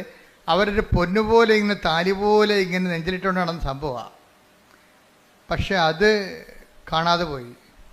അവർ എറണാകുളത്ത് ഒരു സ്ഥലത്ത് പോയിട്ട് വന്നപ്പോൾ വീട്ടിൽ വന്ന് പിന്നെ ഒരു കടയിൽ പോയി കാപ്പി കുടിച്ചിട്ട് വീട്ടിൽ വന്നപ്പോൾ ഇത് കാണാനില്ല. വൈകുന്നേരം വൈഫാണെങ്കിൽ പ്രാന്ത് പിടിച്ച പോലെ. കാര്യം ഉടമ്പടിക്ക് ആശ്രയം എന്ന് പറഞ്ഞാൽ നിങ്ങൾക്ക് അറിയാമല്ലോ, അതാണ് അതിൻ്റെ ഉടമ്പടിയുടെ ആധാരമാണത്. പ്രമാണം പോയാൽ തീർച്ചയായിട്ടും ഉടമ്പടി ഞങ്ങളെ സംബന്ധിച്ചിടത്തോളം നേരത്തെ നിങ്ങൾ പറഞ്ഞിട്ടുണ്ട്, it is equal to missing the covenant. പിന്നെ നിങ്ങൾ എന്ത് തലകുത്തി മറിഞ്ഞെന്ന് പറഞ്ഞാലും കൃപാസനം അംഗീകരിക്കത്തില്ല. എന്താ കാര്യം? ഉടമ്പടി പോയെന്ന് പറയും. കാര്യം ഉടമ്പടി ഏറ്റവും പ്രധാനപ്പെട്ട സംഭവം ഉടമ്പടിക്ക് ആശ്രയമാണ്. അപ്പോൾ എൻ്റെ മനസ്സിൽ ഈ പരിശുദ്ധ അമ്മ ആദ്യമേ തന്നത്, ഈ ഉടമ്പടിക്ക് ആശ്രയം മിസ്സായി കഴിഞ്ഞാൽ പിന്നെ ഉണ്ടാകുന്നൊരു വിഷയമെന്ന് പറയണത് ആ ഉടമ്പടി തന്നെ. കാര്യം ഉടമ്പടിക്ക് ആശ്രയം സൂക്ഷിക്കാൻ പറ്റാത്ത ആളിന് ഉടമ്പടി പാലിക്കാൻ പറ്റത്തില്ലെന്നുള്ളതാണ് ഞങ്ങൾക്ക് കിട്ടിയിരിക്കുന്ന റീഡിങ്. എപ്പോഴും ഓർത്തേക്കണം, ഉടമ്പടിക്ക് ആശ്രയം നിങ്ങളുടെ നിന്ന് മിസ്സായാൽ അതിൻ്റെ അർത്ഥം, എനിക്ക് അമ്മ എന്നോട് പറഞ്ഞിരിക്കുന്നത്, അവരുടെ ഉടമ്പടിയിലല്ല എന്നാണ് പറഞ്ഞിരിക്കുന്നത്. ഉടമ്പടിയിലാണെങ്കിൽ ഒരിക്കലും മിസ്സാകത്തില്ല. ഞങ്ങൾ അതുകൊണ്ടാണ് ഒരിക്കലും ഉടമ്പടി, പണ്ട് ഞങ്ങൾ ഡ്യൂപ്ലിക്കേറ്റ് കൊടുക്കുമായിരുന്നു, ഇപ്പോൾ ഡ്യൂപ്ലിക്കേറ്റ് കൊടുക്കണില്ല. നിങ്ങൾക്ക് ഇഷ്ടമുണ്ടെങ്കിൽ പൊതുവെ എടുക്കുക, അല്ലെങ്കിൽ ചാപ്റ്റർ ക്ലോസ് ചെയ്യാൻ പറയും, വണ്ടി വിട്ട് പോയിക്കൊള്ളാൻ പറയും. 2 ഓപ്ഷനേ ഉള്ളൂ. ഒന്നെങ്കിൽ ഉടമ്പടി കാശ് നഷ്ടപ്പെട്ടു പോയാൽ നിങ്ങൾക്ക് ഉടമ്പടി ജീവിക്കണമെന്നുണ്ടെങ്കിൽ പുതിയ ഉടമ്പടി എടുക്കണം, അല്ലെങ്കിൽ ഉടമ്പടി എന്നേക്കാൾ ബ്രേക്ക് ചെയ്തിട്ട് ആലപ്പുഴ വിട്ടു പോകാൻ പറയും. പിന്നെ ഈ ജന്മത്ത് ആലപ്പുഴ വരുമെന്ന് പറയും. എന്താ കാര്യം വെച്ച് കഴിഞ്ഞാൽ ഇത് വളരെ സീരിയസ് ആണ്. കാര്യം ഉടമ്പടി ജീവൻ പണയം വെച്ച് ഉടമ്പടി ചെയ്യുന്ന ആൾക്കാരുണ്ട്. അത് ആത്മാർത്ഥമുണ്ടെങ്കിൽ ഉടമ്പടി ചെയ്യണമെങ്കിൽ ഉടമ്പടി കാശ് ഒരിക്കലും മിസ്സാകത്തില്ല. മിസ്സായാൽ മാതാവ് കാണിച്ചു തരും. അതാണ് രസം. ഭർത്താവ് നഷ്ടപ്പെട്ടെന്ന് പറഞ്ഞാലും കാണാനില്ലെന്ന് പറഞ്ഞാലും അച്ഛൻ ആ കേസ് പിടിക്കും. എന്താ കാര്യത്തിൽ എൻ്റെ മനസ്സിൽ പറഞ്ഞാൽ അമ്മയ്ക്കറിയാമല്ലോ, അമ്മയല്ലേ ഏറ്റവും വലിയ സാറ്റലൈറ്റ് ക്യാമറ. അപ്പോൾ ഈ ആളെവിടെ ഉണ്ടെന്ന് അമ്മയ്ക്കറിയാമല്ലോ. അപ്പോൾ ഞാൻ പറയും, ഫസ്റ്റ് ടൈം നിങ്ങൾ മെസ്സേജ് നിങ്ങളെ ഉടമ്പടി പോകും, നിങ്ങൾ സെക്കൻഡ് ടൈമിൽ വരുമ്പോൾ നമുക്ക് മെസ്സേജ് എടുക്കാം, ആളെവിടെ ഉണ്ടെന്ന് പറയാം എന്നൊക്കെ പറയും. എന്താ പ്രശ്നം വെച്ച് കഴിഞ്ഞാൽ ഫസ്റ്റ് ടൈമിൽ മെസ്സേജ് എടുത്തു കഴിഞ്ഞാലും ചില ആൾക്കാർ നന്നാകത്തില്ല. അതെപ്പോഴും നമ്മൾ ശ്രദ്ധിക്കണം. എന്താ വെച്ച് കഴിഞ്ഞാൽ ഇത് അത്ര വലിയ ആനക്കാര്യമല്ല. പെട്ടെന്ന് കർത്താവിൻ്റെ കുറിച്ച് നമുക്കൊരു, നിങ്ങൾ ദൈവത്തിൻ്റെ ഉള്ളവരാണെങ്കിൽ അങ്ങനെ ഉണ്ട്. ഈ ദൈവത്തിനുള്ളവർ ഞങ്ങളെപ്പോഴും ശ്രമിക്കുന്നത് എന്താണെന്നറിയാമോ? നിങ്ങൾ ക്രിസ്തുവിനുള്ളവരാകാൻ വേണ്ടിയാണ് ഞങ്ങൾ ശ്രമിക്കുന്നത്. 2 തരം മനുഷ്യരുണ്ട്, ക്രിസ്തുവിനുള്ളവരും ഉണ്ട്, ക്രിസ്തുവിനില്ലാത്തവരും ഉണ്ട്. ഈ ഉള്ളവരോടാണ് പെട്ടെന്ന് ഈ ഉടമ്പടിയുടെ ഗുണം. Attack the word of God. നിങ്ങൾ ക്രിസ്തുവിനുള്ളവരാണെങ്കിൽ സ്തുതിക്കട്ടെ. ഹല്ലേലൂയ ഹല്ലേലൂയ ഹല്ലേലൂയ ഹല്ലേലൂയ. യേശുവേ നന്ദി, യേശുവേ സ്തുതി. ഹല്ലേലൂയ ഹല്ലേലൂയ ഹല്ലേലൂയ ഹല്ലേലൂയ ഹല്ലേലൂയ. യേശുവേ ആരാധന ആരാധന ആരാധന ആരാധന. മർക്കോസ് 9:41. നിങ്ങൾ ക്രിസ്തുവിനുള്ളവരാകയാൽ കേട്ടെ, നിങ്ങൾ ക്രിസ്തുവിനുള്ളവരാകയാൽ അവന്റെ നാമത്തിൽ ആരെങ്കിലും നിങ്ങൾക്ക് ഒരു പാത്രം വെള്ളം കുടിക്കാൻ തന്നാൽ അവന് പ്രതിഫലം ലഭിക്കാതിരിക്കുകയില്ല എന്ന് ഞാൻ നിങ്ങളോട് പറയുന്നു. അപ്പോൾ ഇത് ഞങ്ങളെപ്പോഴും എനിക്കിതിൻ്റെ ഗുഡൻസ് ഏറെക്കുറെ അറിയാവുന്നതുകൊണ്ട് ഞാൻ എപ്പോഴും ഉടമ്പടി ഭയങ്കര കാർക്കശ്യം കാണിക്കും. ഇവിടെയൊക്കെ ഭയങ്കര ബഹളമായിരിക്കും ചില സമയത്ത്. കുമ്പസാരമില്ല, കുർബാനയില്ല, എന്നിട്ട് കാര്യം കാണാൻ വേണ്ടി മാത്രം വയറ്റിപ്പഴപ്പിന് വേണ്ടി ദൈവത്തിനെ ദുർവിനിയോഗിക്കാൻ വരും. അതൊക്കെ ഭയങ്കര പടയിരിക്കും. പട കഴിഞ്ഞിട്ട് ഞാൻ പോകും. ഞാൻ പിന്നെ അടുത്ത കാര്യം ഈ അടുത്ത ആളിനെ അത് ബാധിക്കരുതല്ല. അതുകൊണ്ട് ഞാൻ ഇന്ന് പോയി വരുന്ന പ്രാർത്ഥിച്ചിട്ട് തിരിച്ചു വരും. കാര്യം ഈ സാധനത്തോട് നമുക്കൊന്നും നടക്കത്തില്ല. കാര്യം അവർ ദൈവത്തെ ദുർവിനിയോഗിക്കാൻ വേണ്ടി ഭൗതികമായ ആനുകൂല്യങ്ങൾക്ക് വേണ്ടി മാത്രം തന്നെയാണ്. അവർക്ക് ദൈവത്തെ വേണ്ട, ദൈവത്തിൻ്റെ ആനുകൂല്യങ്ങൾ മാത്രം മതി. അപ്പം അങ്ങനെ ഒരു വർഗമുണ്ട്. ദൈവത്തെ അവർക്ക് വേണ്ട, പിന്നെന്ത് വേണം? ദൈവത്തിൻ്റെ ആനുകൂല്യം വേണം. അതാണ് വിഷയം. അവന് ഒരിക്കൽ ക്രിസ്തീയ വിശ്വാസം ഉപേക്ഷിച്ചവരൊന്നും ഞാൻ മോണിറ്റർ ചെയ്യത്തില്ല. കാര്യം ക്രിസ്തീയ വിശ്വാസം കർത്താവ് വിശുദ്ധമായ രക്തത്താൽ അവൻ്റെ രക്തം കൊടുത്ത് വീണ്ടെടുത്തിട്ട് ദൈവം സൗജന്യ ദാനമായിട്ട് നൽകിയതാണത്. ആരെങ്കിലും കണ്ണി കാണുന്നതിനെ കണ്ടപ്പോൾ തന്നെ ഈ വിശ്വാസം നഷ്ടപ്പെടുത്തിക്കൊണ്ട് അവൻ്റെ പുറകെ പോയിട്ട് നാളെ ഇവിടെ വന്ന് സാക്ഷ്യം പറയാൻ പറഞ്ഞാൽ ഐ വിൽ നോട്ട് അലവ്. എന്താ അലവ്? അക്രൈസ്തവർ വരുമ്പോൾ ഞാൻ അക്സെപ്റ്റ് ചെയ്യും. പക്ഷേ വിശ്വാസം കിട്ടിയവൻ ഒരിക്കൽ ആ വിശ്വാസം ഏതെങ്കിലും മാംസളമായ കാര്യം, കുറച്ച് കൊള്ളാവുന്നൊരു മാംസത്തെ കണ്ടപ്പോൾ, കുറച്ച് കൊള്ളാവുന്ന ജോലിയുള്ളവനെ കണ്ടപ്പോൾ ക്രിസ്തീയ വിശ്വാസം നഷ്ടപ്പെടുത്തിയിട്ടുള്ള ആൾക്കാരുണ്ട്. അവരെ സംബന്ധിച്ചിടത്തോളം അടുത്തറയ്ക്കാനും സമ്മതിക്കത്തില്ല. എന്താ കാര്യം? അവർക്ക് അനുതാപം ഉണ്ടാകണം. വേറെ ഒരു വഴി അവിടെ മുമ്പിലില്ല. അവർക്ക് ഈ വിഷയത്തെക്കുറിച്ച് തങ്ങൾ ആത്മാവിനും അതായത് അവിടെ രക്തത്തിൽ പെടുന്ന കുഞ്ഞുങ്ങളെ വിശ്വാസം വളർത്താൻ അവർക്ക് കഴിഞ്ഞിട്ടില്ല. അതിനുള്ള സാഹചര്യം ഒരുക്കാരൊക്കെ പറ്റിയിട്ടില്ല. അതുകൊണ്ട് തന്നെ അവർക്ക് ആധ്യാത്മികമായ ബാധ്യതയുണ്ട്. എന്ന് വെച്ചാൽ അവർ രക്ഷപ്പെടത്തിലൊന്നും ഞാൻ പറയത്തില്ല. പക്ഷെ അവർക്ക് എന്ത് ചെയ്യണം? അവർക്ക് ഈ വിഷയത്തെക്കുറിച്ച് അനുതാപം ഉണ്ടാകണം. കാര്യം ഞാൻ ഒരിക്കൽ പ്രകാശം ലഭിച്ച ആളാണ്. ഞാനൊരിക്കൽ പ്രകാശം ലഭിച്ച ഒരാളാണ് ഞാൻ. ആ പ്രകാശത്തെ ഞാൻ നഷ്ടപ്പെടുത്തി. എന്താണ്? ഒരു ലൈൻ അടിച്ച് ലവ് അടിച്ച് അവരെ കണ്ടപ്പോൾ കർത്താവിനെ അവൻ മറന്നു. അപ്പോൾ നിങ്ങൾ പറയും, ഞാൻ കർത്താവിനൊന്നും മറന്നിട്ടില്ല, ഞാനിപ്പോഴും പ്രാർത്ഥിക്കുന്നുണ്ട്. നിങ്ങളറിയാമല്ലോ, നിങ്ങളുടെ രക്തത്തിൽ പെടുന്ന കുഞ്ഞിനെ, വിവാഹത്തിലുണ്ടാകുന്ന കുഞ്ഞുങ്ങളെ പുണ്യപൂർണ്ണം നടത്താൻ വേണ്ടിയാണ് വിവാഹം സഭയിൽ സ്ഥാപിച്ചിരിക്കുന്നത്. നിങ്ങളുടെ കുഞ്ഞുങ്ങളെ വിശ്വാസത്തെ വളർത്താൻ പറ്റാത്തൊരു സാഹചര്യമാണ് മുന്നിൽ കണ്ടതെന്നുണ്ടെങ്കിൽ നിങ്ങൾക്കൊരു തീരുമാനം എടുക്കണം. ഒന്നുകിൽ നിത്യത അല്ലെങ്കിൽ അനുദിന ജീവിതം. നിങ്ങൾ അനുദിന ജീവിതത്തിന് നിത്യതയ്ക്കുള്ള പ്രാധാന്യം കൊടുത്തിട്ടുണ്ടെങ്കിൽ പിന്നെ യേശുക്രിസ്തു മുമ്പിൽ വരാൻ നിങ്ങൾക്ക് എന്താണ് കാരുണ്യം? പിന്നെ വയറ്റിപ്പഴപ്പിനോ? അത് നിങ്ങൾ വാങ്ങിച്ചുകൊണ്ട് പോയിക്കോളൂ. അതുകൊണ്ട് ഐ വിൽ നോട്ട് അലൗ. അത് എപ്പോഴും ശ്രദ്ധിക്കണം. നിങ്ങൾക്ക് ജീവിതകാലം മുഴുവൻ ഈ വിഷയത്തെക്കുറിച്ച് കർത്താവ് നൽകിയ ചൈതന്യം, കർത്താവ് നൽകിയിട്ടുള്ള വിശ്വാസം പാരമ്പര്യമായിട്ട് കിട്ടിയാലും ദൈവത്തിൻ്റെ അനന്തമായ കാരുണ്യം കൊണ്ടല്ല കിട്ടിയത്. അപ്പോൾ കുറച്ചുകൂടി അതിനോട് നമ്മൾ കഷ്ടപ്പെട്ടിട്ടല്ല, നമുക്ക് സൗജന്യമായിട്ട് ദൈവം ദാനം തന്നിട്ടുണ്ടെങ്കിൽ, ക്രൈസ്തവ മാതാപിതാക്കന്മാരെന്ന നിലയിൽ അവളിൽ നിന്ന് നമ്മൾ ജനിച്ചത് കൊണ്ടാണ് നമുക്ക് വിശ്വാസം കിട്ടിയിട്ടുണ്ടെങ്കിൽ ആ വിശ്വാസത്തിന് നമ്മൾ കഷ്ടപ്പെട്ട് നേടിച്ച വിശ്വാസത്തെക്കാൾ വിലയുള്ളതാണ്. എന്താ കാരണം? ദൈവം അത് നമുക്ക് സൗജന്യ ദാനമായി തന്നിട്ടുണ്ടെങ്കിൽ ആ സൗജന്യ ദാനത്തിന് ദൈവത്തിൻ്റെ 100% ദൈവത്തിൻ്റെ കൃപയാണ്. എൻ്റെ വിശ്വാസം ഒന്ന് മനസ്സിലാക്കിയാൽ ആ വിശ്വാസത്തിന് മാനിച്ചുകൊണ്ട് ജീവിക്കാൻ ഞാൻ ബാധ്യതയുള്ളവനാണ്. അഥവാ എനിക്കത് ബാധ്യതയില്ല എങ്കിൽ, ഞാൻ ഇട്ടെറിഞ്ഞ് പോയിട്ടുണ്ടെങ്കിൽ, നിങ്ങൾ എറിഞ്ഞു കളഞ്ഞിരിക്കണം നിങ്ങളുടെ നിത്യതയും നിങ്ങളുടെ ആത്മാവിനുമാണെന്നുള്ള ബോധ്യം ഉണ്ടാകണം. അതിനെക്കുറിച്ച് നിങ്ങൾ അനുതപിക്കണം. ശ്രദ്ധിക്കട്ടെ. ഹല്ലേലൂയ, ഹല്ലേലൂയ, ഹല്ലേലൂയ, ഹല്ലേലൂയ, ഹല്ലേലൂയ. ദിവ്യകാരുണ്യത്തിന് ആരാധനയും സ്തുതിയും പുകഴ്ചയും ഉണ്ടാകട്ടെ. അങ്ങനെയുള്ള ചുറ്റുപാട് ജീവിക്കുന്നവർക്ക് സാക്ഷ്യം, അങ്ങനെയുള്ള ചുറ്റുപാട് ജീവിക്കുന്നവർക്ക് ഉടമ്പടി എടുക്കാം. കാര്യം ഉടമ്പടിയിൽ അനുതാപത്തിൻ്റെ കണ്ടന്റ് ഉണ്ട്. അതുകൊണ്ടാണ് അങ്ങനെയുള്ള ചുറ്റുപാട് ജീവിക്കുന്നവർക്ക് ഉടമ്പടി എടുക്കാൻ ഞാൻ അനുവദിച്ചിട്ടുണ്ട്. എന്താ കാര്യം? ഉടമ്പടിയിൽ അനുതാപത്തിൻ്റെ കണ്ടന്റ് ഉള്ളതാണ്. അപ്പോൾ അനുതാപത്തിലേക്ക് വരാൻ ദൈവത്തോട് ചെയ്തിരിക്കുന്ന ഒരു സാഹചര്യത്തിൽ, പ്രത്യേക സാഹചര്യത്തിൽ സമ്മതത്തിന് വിധേയമായിട്ട് നിൻ്റെ അജ്ഞതയുടെ കാലഘട്ടത്തെ ദൈവത്തെക്കുറിച്ച് അറിയാമായിരുന്നിട്ടും അറിയാമെന്ന സാഹചര്യം ഉണ്ടായിട്ടും ചില ആൾക്കാർക്ക് അറിയേണ്ടത് അറിയുന്നില്ല എന്ന് അറിഞ്ഞിരിക്കുന്നവനെന്ന് പറയുന്നവൻ അറിയേണ്ടത് അറിഞ്ഞിട്ടില്ല. നമ്മൾ നേരത്തെ വായിച്ചതുപോലെ അജ്ഞതയുടെ ഒരു കാലഘട്ടം ഉണ്ടാകും. പക്ഷേ അജ്ഞതയുടെ കാലഘട്ടത്തെ ദൈവം കണക്കിലെടുക്കാതിരിക്കണമെന്നുണ്ടെങ്കിൽ നമുക്ക് അതിന് ആനുപാതികമായിട്ട് അനുതാപം ഉണ്ടാകണം. അജ്ഞതയുടെ കാലഘട്ടം. അപ്പോസ്തല പ്രവർത്തനങ്ങൾ 17:30. അപ്പോസ്തല പ്രവർത്തനം 17:30. അജ്ഞതയുടെ കാലഘട്ടങ്ങളെ അജ്ഞതയുടെ കാലഘട്ടങ്ങളെ ദൈവം കണക്കിലെടുത്തില്ല. എന്നാൽ ഇപ്പോൾ എല്ലായിടത്തുമുള്ള സകല ജനങ്ങളും പശ്ചാത്തപിക്കണമെന്ന് അവിടുന്ന് ആജ്ഞാപിക്കുന്നു. ആഗ്രഹിക്കണമല്ല, ആജ്ഞാപനമാണ്. മനസ്സിലായില്ലേ? ആത്മരക്ഷയുടെ ഭാഗമായതുകൊണ്ടാണ് ഇത് ആജ്ഞാപനം വന്നത്. അല്ലെങ്കിൽ ആഗ്രഹിച്ചാൽ മതി. അജ്ഞതയുടെ കാലഘട്ടത്തിൽ ദൈവം കണക്കിലെടുത്തില്ല. പക്ഷേ എന്താ പ്രശ്നം? ഇപ്പോഴാകട്ടെ എല്ലായിടത്തുമുള്ള എല്ലാവരുമാണ്. ആർക്കും ഒഴിവൊഴിവില്ല. എല്ലായിടത്തുമുള്ള എല്ലാവരും അനുതപിക്കണമെന്ന് അവിടുന്ന് ആജ്ഞാപിക്കുന്നു. നിന്റെ ഒരു ദുരന്തം ദൈവത്തിൻ്റെ ആജ്ഞാപനമായിട്ട് നീ തിരിച്ചറിയണം. ഇപ്പം കാശുരം കളഞ്ഞു പോയതൊരു ദുരന്തമാണ്. ആ ദൈവത്തിൻ്റെ ആജ്ഞാപനമായിട്ട് അയാൾ തിരിച്ചറിയണം. എന്താ കാര്യം? കാശുരുവൻ കളഞ്ഞു പോയ ഉടനെ ആ വൈഫ് അത് ശരിക്കും പറഞ്ഞാൽ അതിനു വേണ്ടി അവർ കാപ്പി കുടിച്ച കടയിൽ പോയി. പിന്നെ തലേ ദിവസം സുഭാഷ് പാർക്കിൽ പോയായിരുന്നു. വെളുപ്പിനെ വന്നിട്ട് സുഭാഷ് പാർക്ക് തുറപ്പിച്ച് അതിൻ്റെ അകത്ത് അവർ ഇരുന്ന സ്ഥലത്ത് പോയി നോക്കി, അവിടെ കണ്ടില്ല.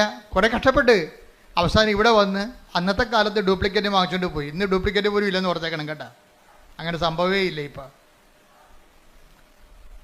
പക്ഷേ എന്ത് പറ്റി? ഡ്യൂപ്ലിക്കേറ്റ് വാങ്ങിച്ചുകൊണ്ട് പോയിട്ടും പെട്ടെന്ന് കാര്യങ്ങൾ സംഭവിച്ചു. എന്താണ്?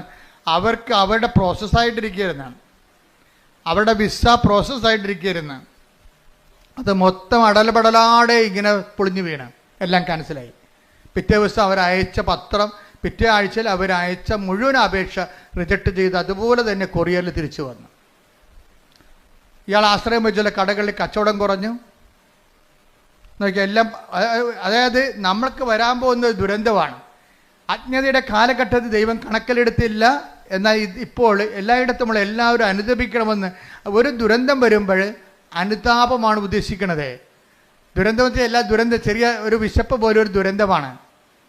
ഒരു രോഗം പോലും ഒരു ദുരന്തമാണ്. അതുകൊണ്ടല്ലേ 13:4 വായിച്ചോളൂ ലൂക്കായുടെ സുവിശേഷം. ശ്രദ്ധിക്കട്ടെ. ഹല്ലേലൂയ. സീലോഹായിലെ ഗോപുരം ഇടിഞ്ഞു വീണ്. ദുരന്തം പിന്നെ കണ്ട 13:4 എന്താ പറയണത്? ഏറ്റു പറഞ്ഞ സിലോഹായിലെ ഗോപുരം ഇടിഞ്ഞു വീണ് കൊല്ലപ്പെട്ട ആ 18 പേർ അന്ന് ജെറുസലേമിൽ വസിച്ചിരുന്ന എല്ലാവരെയും കുറ്റക്കാരായിരുന്നു എന്ന് നിങ്ങൾ വിചാരിക്കുന്നുണ്ടോ? അല്ല എന്ന് ഞാൻ പറയുന്നു. പശ്ചാത്തപിക്കുന്നില്ലെങ്കിൽ നിങ്ങൾ എല്ലാവരും അതുപോലെ നശിക്കും. ദുരന്തത്തിന്റെ ഉദ്ദേശം എന്താണ്? പശ്ചാത്താപമാണ്. സിമ്പിൾ അല്ലേ? ക്രിസ്തുവിന്റെ കാലത്ത് സംഭവിച്ച ഒരു വർത്തമാനകാല ന്യൂസാണത്, വർത്തമാനം. അന്ന് സിലോഹയിലെ ഗോപുരം വീണ് കുറച്ച് പേര് മരിച്ചു. ആ വാർത്ത കർത്താവിനോട് പറഞ്ഞപ്പോൾ കർത്താവ് എന്താ പറഞ്ഞത്? അവരെല്ലാവരെക്കാൾ പാപികളാണെന്ന് ഞാൻ കരുതണില്ല, പക്ഷെ പശ്ചാത്താപിച്ചില്ലെങ്കിൽ നിങ്ങളുടെ അവസ്ഥയും ഈ ദുരന്തം ക്ഷണിച്ചു വരുത്തിയിരിക്കും ചെയ്യണതെന്ന്. ആ സത്യമായ ദൈവത്തിൻ്റെ തിരുസന്നിധി വരുമ്പോഴേ ദൈവം നമ്മളെ വഴി നടത്താൻ വേണ്ടി നമുക്കൊരു നമ്മുടെ ജീവിതത്തിൽ നമ്മളെ വിവേചിച്ച് എന്തെങ്കിലും ഇപ്പം നിങ്ങൾ എന്തെങ്കിലും ഒരു ദുരന്തം എന്ന് പറയുമ്പോഴേ മുഴുവനും മരണമാണെന്ന് ചിന്തിക്കേണ്ട കാര്യമില്ല. നമ്മുടെ വിശ്വാസി റിജക്റ്റ് ചെയ്യണ ഒരു ദുരന്തമാണ്. പരീക്ഷയ്ക്ക് ഒരു വിഷയം കാണാതിരിക്കണതും ഒരു മൊഡ്യൂൾ കിട്ടാതിരിക്കണ ഒരു ദുരന്തമാണ്. കാര്യം വീണ്ടും നമ്മൾ റിപ്പീറ്റ് ചെയ്യണ്ടേ, വീണ്ടും കാശ് മുടക്കണ്ടേ.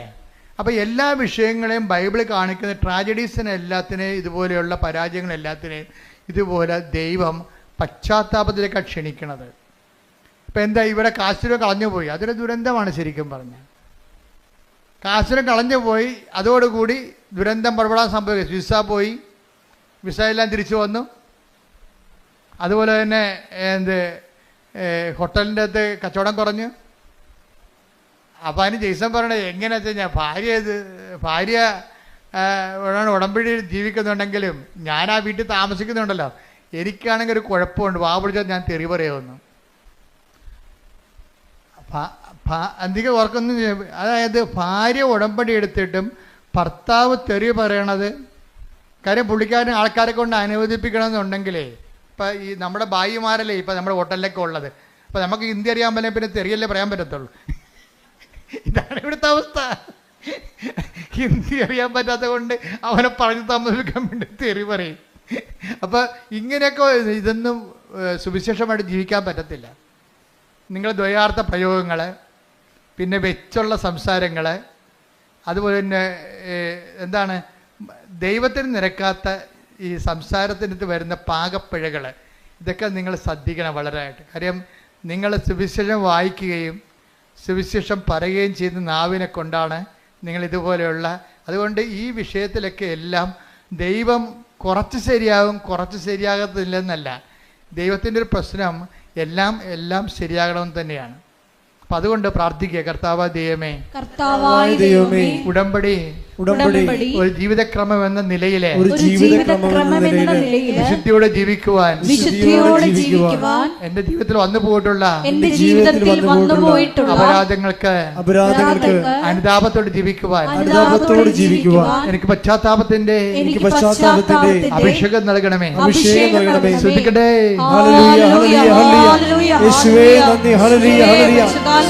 സ്വീകരിക്കുവാൻ ആഴമായ അനുതാപം നൽകണമേ. പരിശുദ്ധ പരമ ദിവ്യകാരുണ്യത്തിന് ആരാധനയും സ്തുതിയും പുകഴ്ചയും ഉണ്ടായിരിക്കട്ടെ.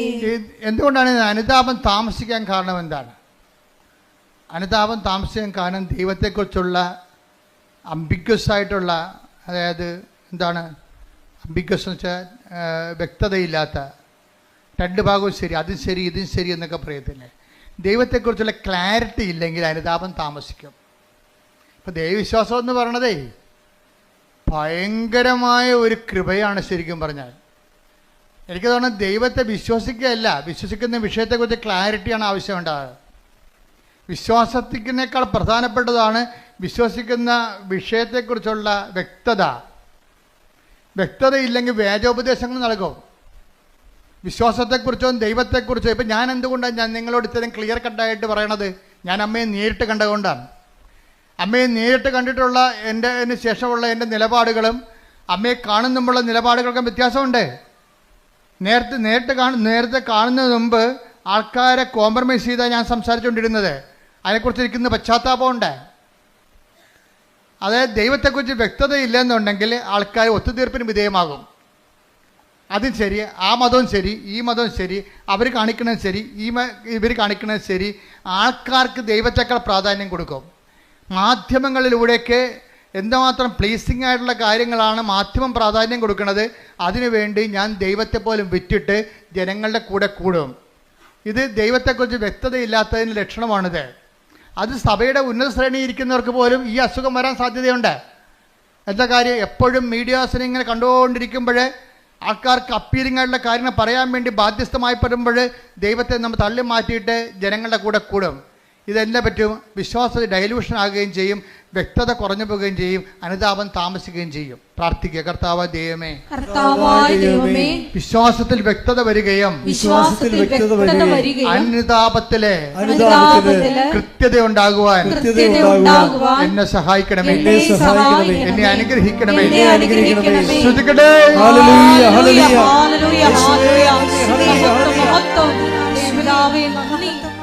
അനുതാപത്തെക്കുറിച്ച് എന്തുകൊണ്ടാണ് അനുതാപം ജനിക്കാത്തതിൻ്റെ കാരണം എന്തുകൊണ്ടാണ്?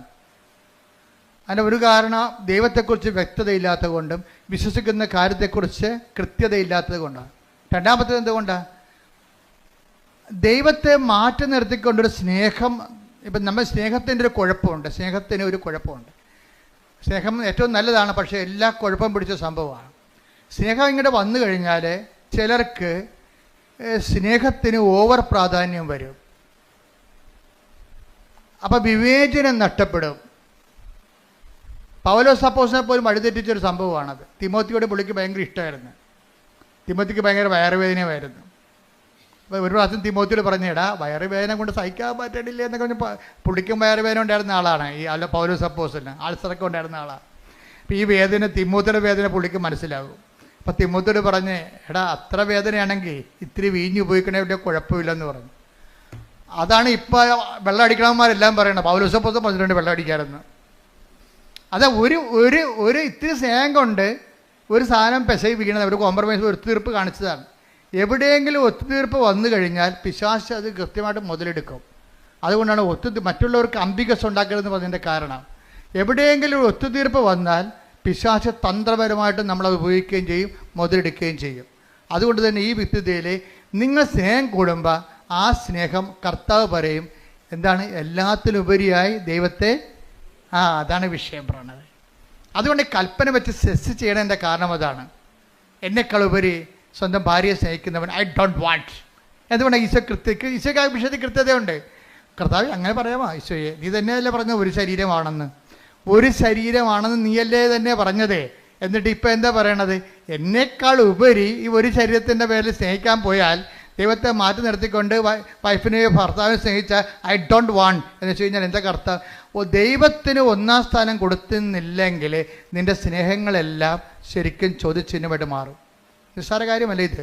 Take the bed of God. Sudhikada. Hallelujah. Hallelujah. Hallelujah. Hallelujah. Hallelujah. യേശുവേ നന്ദി. Hallelujah. Hallelujah. എന്നേക്കാൾ അധികം പിതാവിനെയോ മാതാവിനെയോ സ്നേഹിക്കുന്നവൻ എനിക്ക് യോഗ്യനല്ല. എന്നേക്കാൾ അധികം പുത്രനെയോ പുത്രിയെയോ സ്നേഹിക്കുന്നവനും എനിക്ക് യോഗ്യനല്ല. അപ്പൊ എന്താ പ്രശ്നം വെച്ച് കഴിഞ്ഞാല്, നമ്മളെ ചിലർ കുഞ്ഞുങ്ങളോട് സ്നേഹം കാരണം ഒന്നും മിണ്ടത്തില്ല. ചില കുഞ്ഞുങ്ങളോട് ചില അമിത, 2 കുഞ്ഞുങ്ങളുള്ള കാരണം അമ്മമാർക്ക് ഭയങ്കര, 2 കുഞ്ഞുങ്ങളായതാണ് ഏറ്റവും കൂടുതൽ കുഴപ്പമായിരിക്കണം. മുഴുവനും 2 കുഞ്ഞുങ്ങളായത് കാരണം കുഞ്ഞുങ്ങളെ വെറുപ്പിക്കാതിരിക്കണം. അവൻ പള്ളിയിൽ പോകണില്ല, ഞായറാഴ്ച കിടന്ന് ഉറക്കമാണെങ്കിലും കിടക്കട്ടെ, ഇന്നലെ കുറേ പഠിച്ച് കാണും, കൊണ്ടാ പോരെ. ഈ വിശ്വാസം നിലത്തിലടിക്കണം പിടിച്ച്. എന്താ കാര്യം? അവൾക്ക് ദൈവം നൽകിയ ഈ കുഞ്ഞ് പുറത്തോട്ട് വരുമ്പോഴേ മാത്രമേ നമുക്കറിയാൻ പറ്റത്തില്ല കണ്ണുണ്ട, കൈയുണ്ട്, എപ്പിലെപ്സിയാണ്, ഓട്ടിസം ആണെന്ന് അറിയാൻ പാടില്ല. ദൈവം നല്ല കുഞ്ഞിനെ തന്നപ്പോഴേ ആ ദൈവത്തിനാണ് കുഞ്ഞിനേക്കാൾ കൂടെ സ്നേഹിക്കേണ്ടത്. ഇതിന് ഓട്ടിസം ആണെങ്കിൽ നീ എന്ത് ചെയ്തേനെ? ഇവിടെ കണ്ടിട്ടില്ലേ, നിങ്ങൾ കണ്ടിട്ടില്ലേ? കരഞ്ഞ് വിളിച്ച്. എനിക്ക് അവരോട് കാണുമ്പോൾ സങ്കടം തോന്നും. എന്ന് വെച്ച് കഴിഞ്ഞാൽ എനിക്ക് അരമണിക്കൂർ സഹിക്കാൻ പറ്റില്ല കുഞ്ഞു കിടന്ന് ബഹളം ഉണ്ടാക്കുന്നത്. ഇവിടെയുള്ള എല്ലാ രോഗികളെയും അവർ ഡിസ്റ്റർബ് ചെയ്യും. അപ്പം ഞാൻ ഓർക്കും, ദൈവം ഈ തള്ള ഈ കുഞ്ഞിനെയും കൊണ്ട് ജന്മം മുഴുവനും കൊണ്ടു നടക്കണമല്ല. എൻ്റെ ദൈവവേദലേ, നിനക്കൊരു കുഞ്ഞിനെ ഉണ്ടെങ്കിൽ അതിന് ഓട്ടിസം ഇല്ലാതെ ഹൈപ്പർ ആക്ടിവിറ്റി ഇല്ലാതെ ഒരു കുഞ്ഞിനെ നീ പ്രസവിച്ച് വളർത്തുന്നുണ്ടെങ്കിലേ ആ കുഞ്ഞിനേക്കാൾ കൂടി നീ ദൈവത്തെ സ്നേഹിച്ചില്ലെങ്കിൽ അത് പ്രമാണത്തിനെതിരായിട്ട് വരും. എന്താ കാര്യം? നീ നിൻ്റെ കുഞ്ഞിനേക്കാൾ ഉപരി, ദൈവത്തെക്കാൾ ഉപരി നിൻ്റെ കുഞ്ഞിനെ സ്നേഹിക്കുന്നു. അവന് വേദപാഠം നോക്കണില്ല, അവൻ്റെ പ്രാർത്ഥനാ ജീവിതം നോക്കണില്ല, അതുപോലെ തന്നെ അവൻ്റെ അവൻ്റെ കുർബാന കടം നോക്കണില്ല. അപ്പം നിങ്ങളവർക്ക് ഇതൊക്കെ ഇപ്പോഴും നമ്മൾ ചോദിക്കും, ഇപ്പോഴെന്ത് ജാതിയും മതവും? ജാതിയും മതം ഇപ്പോൾ ഒന്നുമില്ല. ജാതിയും മതമായാലും എല്ലാം നിങ്ങൾക്ക് പണിയായിരിക്കും. ദൈവത്തിൽ നിരക്കാത്തൊരു ജാതി കൊണ്ടുവന്ന കാര്യമില്ല. പക്ഷെ അതല്ല പ്രശ്നം. നിൻ്റെ ആത്മാവിനെ, ഈശോ എന്താ പറഞ്ഞത്? നിങ്ങൾ ലോകം മുഴുവൻ നേടും, അമേരിക്കയിലും പോകും, അതുപോലെ തന്നെ നിങ്ങൾ PhD എടുക്കും, നിങ്ങൾ പറയുന്ന കേംബ്രിഡ്ജിൽ നിങ്ങൾ പ്രൊഫസറുമാകും. ലോകം മുഴുവനും നേടിയാലും നിൻ്റെ ആത്മാവ് നഷ്ടപ്പെട്ടാൽ എന്ത് പ്രയോജനം? Take the bread of God. ശ്രദ്ധിക്കട്ടെ. ഹല്ലേലൂയ, ഹല്ലേലൂയ, ഹല്ലേലൂയ, ഹല്ലേലൂയ. യേശുവേ നന്ദി. ഹല്ലേലൂയ, ഹല്ലേലൂയ. മത്തായി 16:26. ഒരുവൻ ലോകം മുഴുവൻ നേടിയാലും സ്വന്തം ആത്മാവിനെ നഷ്ടപ്പെടുത്തിയാൽ അവന് എന്ത് പ്രയോജനം? ഒരുവൻ സ്വന്തം ആത്മാവിന് പകരമായി എന്തു കൊടുക്കും? ഇപ്പം എന്താ പ്രശ്നം വെച്ച് കഴിഞ്ഞാൽ, പിശാസിൻ്റെ ഒരു തന്ത്രം എന്ന് വെച്ച് കഴിഞ്ഞാൽ ആത്മാവ് ഇല്ലെന്ന് അങ്ങോട്ട് പറഞ്ഞേക്കും. തീർന്നില്ല പരിപാടി.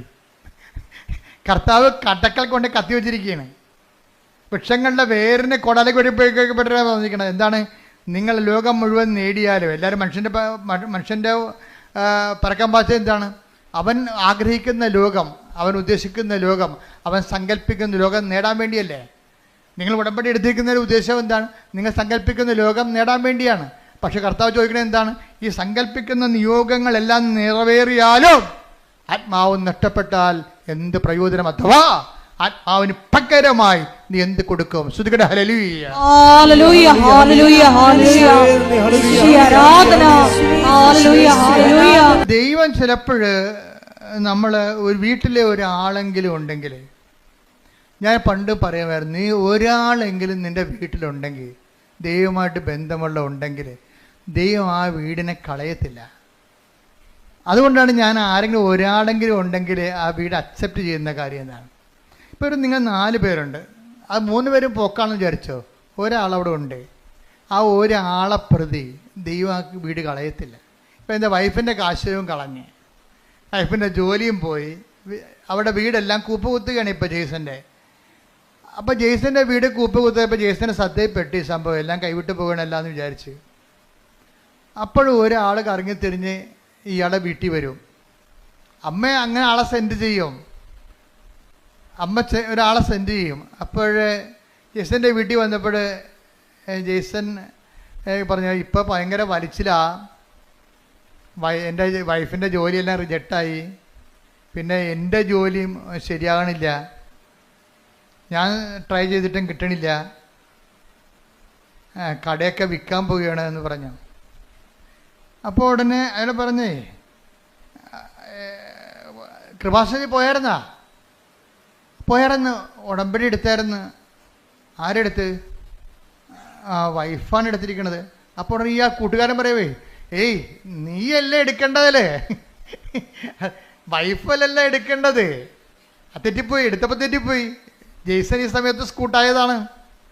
വൈഫിൻ്റെ ഇടയ്ക്ക് വെച്ചിട്ട് അവൾ ഉപവസിക്കണ്ട, ഞാനിങ്ങനെ തോന്നിയ ദിവസം തെറിയും പറഞ്ഞ് നടക്കുന്ന ആളല്ലേ. അതുകൊണ്ട് വൈഫിനെ കൊണ്ട് എടുപ്പിച്ച്. പക്ഷേ ഉടമ്പടി ഇവിടെ അക്സെപ്റ്റ് ആയിട്ടില്ല, കാശുരൂപം കാണാതെ പോയി. കാര്യം എന്താ? ഈ ഉടായ്പ് ജെയ്സൻ്റെ കയ്യിൽ ഈ ഉടായ്പിരിപ്പുണ്ട്. എന്താ കാര്യം? വൈഫിനെ കൊണ്ട് ഉടമ്പടി എടുപ്പിച്ചിട്ട് പുള്ളിക്ക് കൈ നനയാതെ മീൻ പിടിക്കണം. ഇത് നടക്കത്തില്ല, ഈ സംഭവം നടക്കത്തില്ല. ഇത് എപ്പോഴും നമ്മൾ ശ്രദ്ധിക്കണം കേട്ടോ. നിങ്ങൾ അപ്പനെയും അമ്മനെയും കൊണ്ട്, നിങ്ങളുടെ കാര്യത്തിന് അപ്പനെയും അമ്മനെയും കൊണ്ട് ഉടമ്പടി എടുപ്പിക്കുന്നതിനേക്കാൾ നല്ലത് നിങ്ങൾ തന്നെ എടുക്കുന്നതാണ് നല്ലത്. കാര്യം ദൈവം സത്യസന്ധമായിട്ട് നിൽക്കുന്ന കാരണം നിങ്ങളുടെ കള്ളക്കളികളെല്ലാം ദൈവത്തിന് അറിയാൻ പറ്റും. അതുകൊണ്ട് അത് ഇപ്പോൾ നിങ്ങളുടെ വീട്ടിൽ കാശുരൂപൊക്കെ ഇരിപ്പുണ്ടാവും, പക്ഷെ ഉടമ്പടി കളഞ്ഞു പോയി കാണും. എന്താ കാര്യം? ദൈവത്തിനറിയാം ഇത് നിങ്ങളുടെ വിഷയമല്ല, യഥാർത്ഥ പ്രതി വേറെയാണ്. ഇപ്പം പോലീസുകാർ കൊലപാതകമൊക്കെ നടന്നു കഴിയുമ്പോൾ പാർട്ടിക്കാരൊക്കെ വേറെ പ്രതികളെ കൊടുക്കുമല്ല. ഇപ്പോൾ ഉണ്ടാകുന്നറിയത്തില്ല, പണ്ടൊക്കെ ഉണ്ടായിരുന്നു, സത്യമായിട്ട് ഉണ്ടായിരുന്നു. അപ്പം പെട്ടെന്ന് ആൾക്കാർ തണുത്ത് കുത്തിക്കൊന്നവനെ പിടിച്ചതെന്ന് പറഞ്ഞപ്പോൾ തന്നെ തണുത്ത്. ആ പിടിച്ചവനാരാണ്? അവനിതോട്ടൊരു ബന്ധമില്ല, അവൻ സ്ഥിരമായിട്ട് പിടികൊടുക്കുന്ന ആളാണ്. പക്ഷെ പത്രത്തെ പേര് വരും, അത് വരുമ്പോൾ പ്രതിയെ പിടിച്ചു, പ്രതിയെ പിടിച്ചു. പക്ഷേ ഇത് പോലീസിലും നാട്ടിലൊക്കെ നടക്കും, പക്ഷെ ദൈവത്തിനും നടക്കത്തില്ല. പ്രതി ആരാണ്? ജെയ്സനാണ്. പിടിച്ചിരിക്കണ ആരാണ്? ഭാര്യയാണ് പിടിച്ചിരിക്കണത്. അത് ഏക്കത്തില്ല, സംഭവം ചെയ്തില്ല. അത് റിജക്റ്റായി. കാശുരൂപം പോയി. മൊത്തം സാധനം, ഉടമ്പടി വെച്ച സാധനം മൊത്തം തിരിച്ചു വരാൻ തുടങ്ങി. അപ്പോഴീ കൂട്ടുകാരൻ പക്ഷെ പറഞ്ഞപ്പോൾ ദൈവം ഇവരെ കൈവിടാഞ്ഞത് കൊണ്ട്, ദൈവം ഇതിൻ്റെ പിന്നിലുള്ളത് കൊണ്ട്, കൂട്ടുകാരൻ പറഞ്ഞപ്പോൾ തന്നെ ജെയ്സന് പെട്ടെന്ന് കത്തി. ശരിയാണല്ല, നിൻ്റെ കയ്യിലല്ലേ ഉടായിപ്പിരിക്കണത്. പക്ഷേ അയാളെ ബേസിക്കായിട്ട് നല്ല മനുഷ്യനാണ്, അതുകൊണ്ടല്ല അയാൾ പിന്നീട് ഉടമ്പടി വിജയിക്കണത്. അയാൾ മോശംകാരനല്ല. ഈ ഉടമ്പടി എടുത്തിട്ട് അതിൻ്റെ ചമ്മലിൽ ചെന്ന് ചാരണ്ട എന്ന് വിചാരിച്ചുകൊണ്ട് പുള്ളിക്ക് ഫ്രീ ആയിട്ട് പോകാൻ വേണ്ടി ഒരു ഫ്രീ മൂവിങ്ങിന് വേണ്ടി ചെയ്തതാണ്. ഫ്രീ മൂവിങ്ങിന് വേണ്ടി എന്ത് ചെയ്ത്? ദൈവത്തെ ഒഴിവാക്കി. അതും ദൈവത്തെ അംഗീകരിക്കണത് പോരായ്മയായിട്ട് കരുതിയതാണ്. ജീസൻ പറയുന്നുണ്ട്, എൻ്റെ വളർച്ച എൻ്റെ കഴിവ് കൊണ്ടാണെന്ന് ഞാൻ ധരിച്ചത് കൊണ്ടാണെന്ന്. നല്ല ഷെഫല്ലേ പുള്ളി. അപ്പം നിങ്ങൾക്ക് എക്സ്പീരിയൻസ് ആകാം. നിങ്ങൾ ചിലപ്പോഴേ നിങ്ങൾക്ക് നല്ല എക്സ്പീരിയൻസ് ഉണ്ടാകാം, നല്ല ബുദ്ധി ഉണ്ടാകാം. നിങ്ങളുടെ മാർക്ക് വർഷം നിങ്ങളുടെ ഇത്രയും നല്ല നിങ്ങളുടെ മാർക്കെല്ലാം പരിശോധിക്കുമ്പോൾ നിങ്ങളുടെ ബുദ്ധിയുടെ ഒരു വലിയ കോൺഫിഡൻസ് ഉണ്ടാകാം.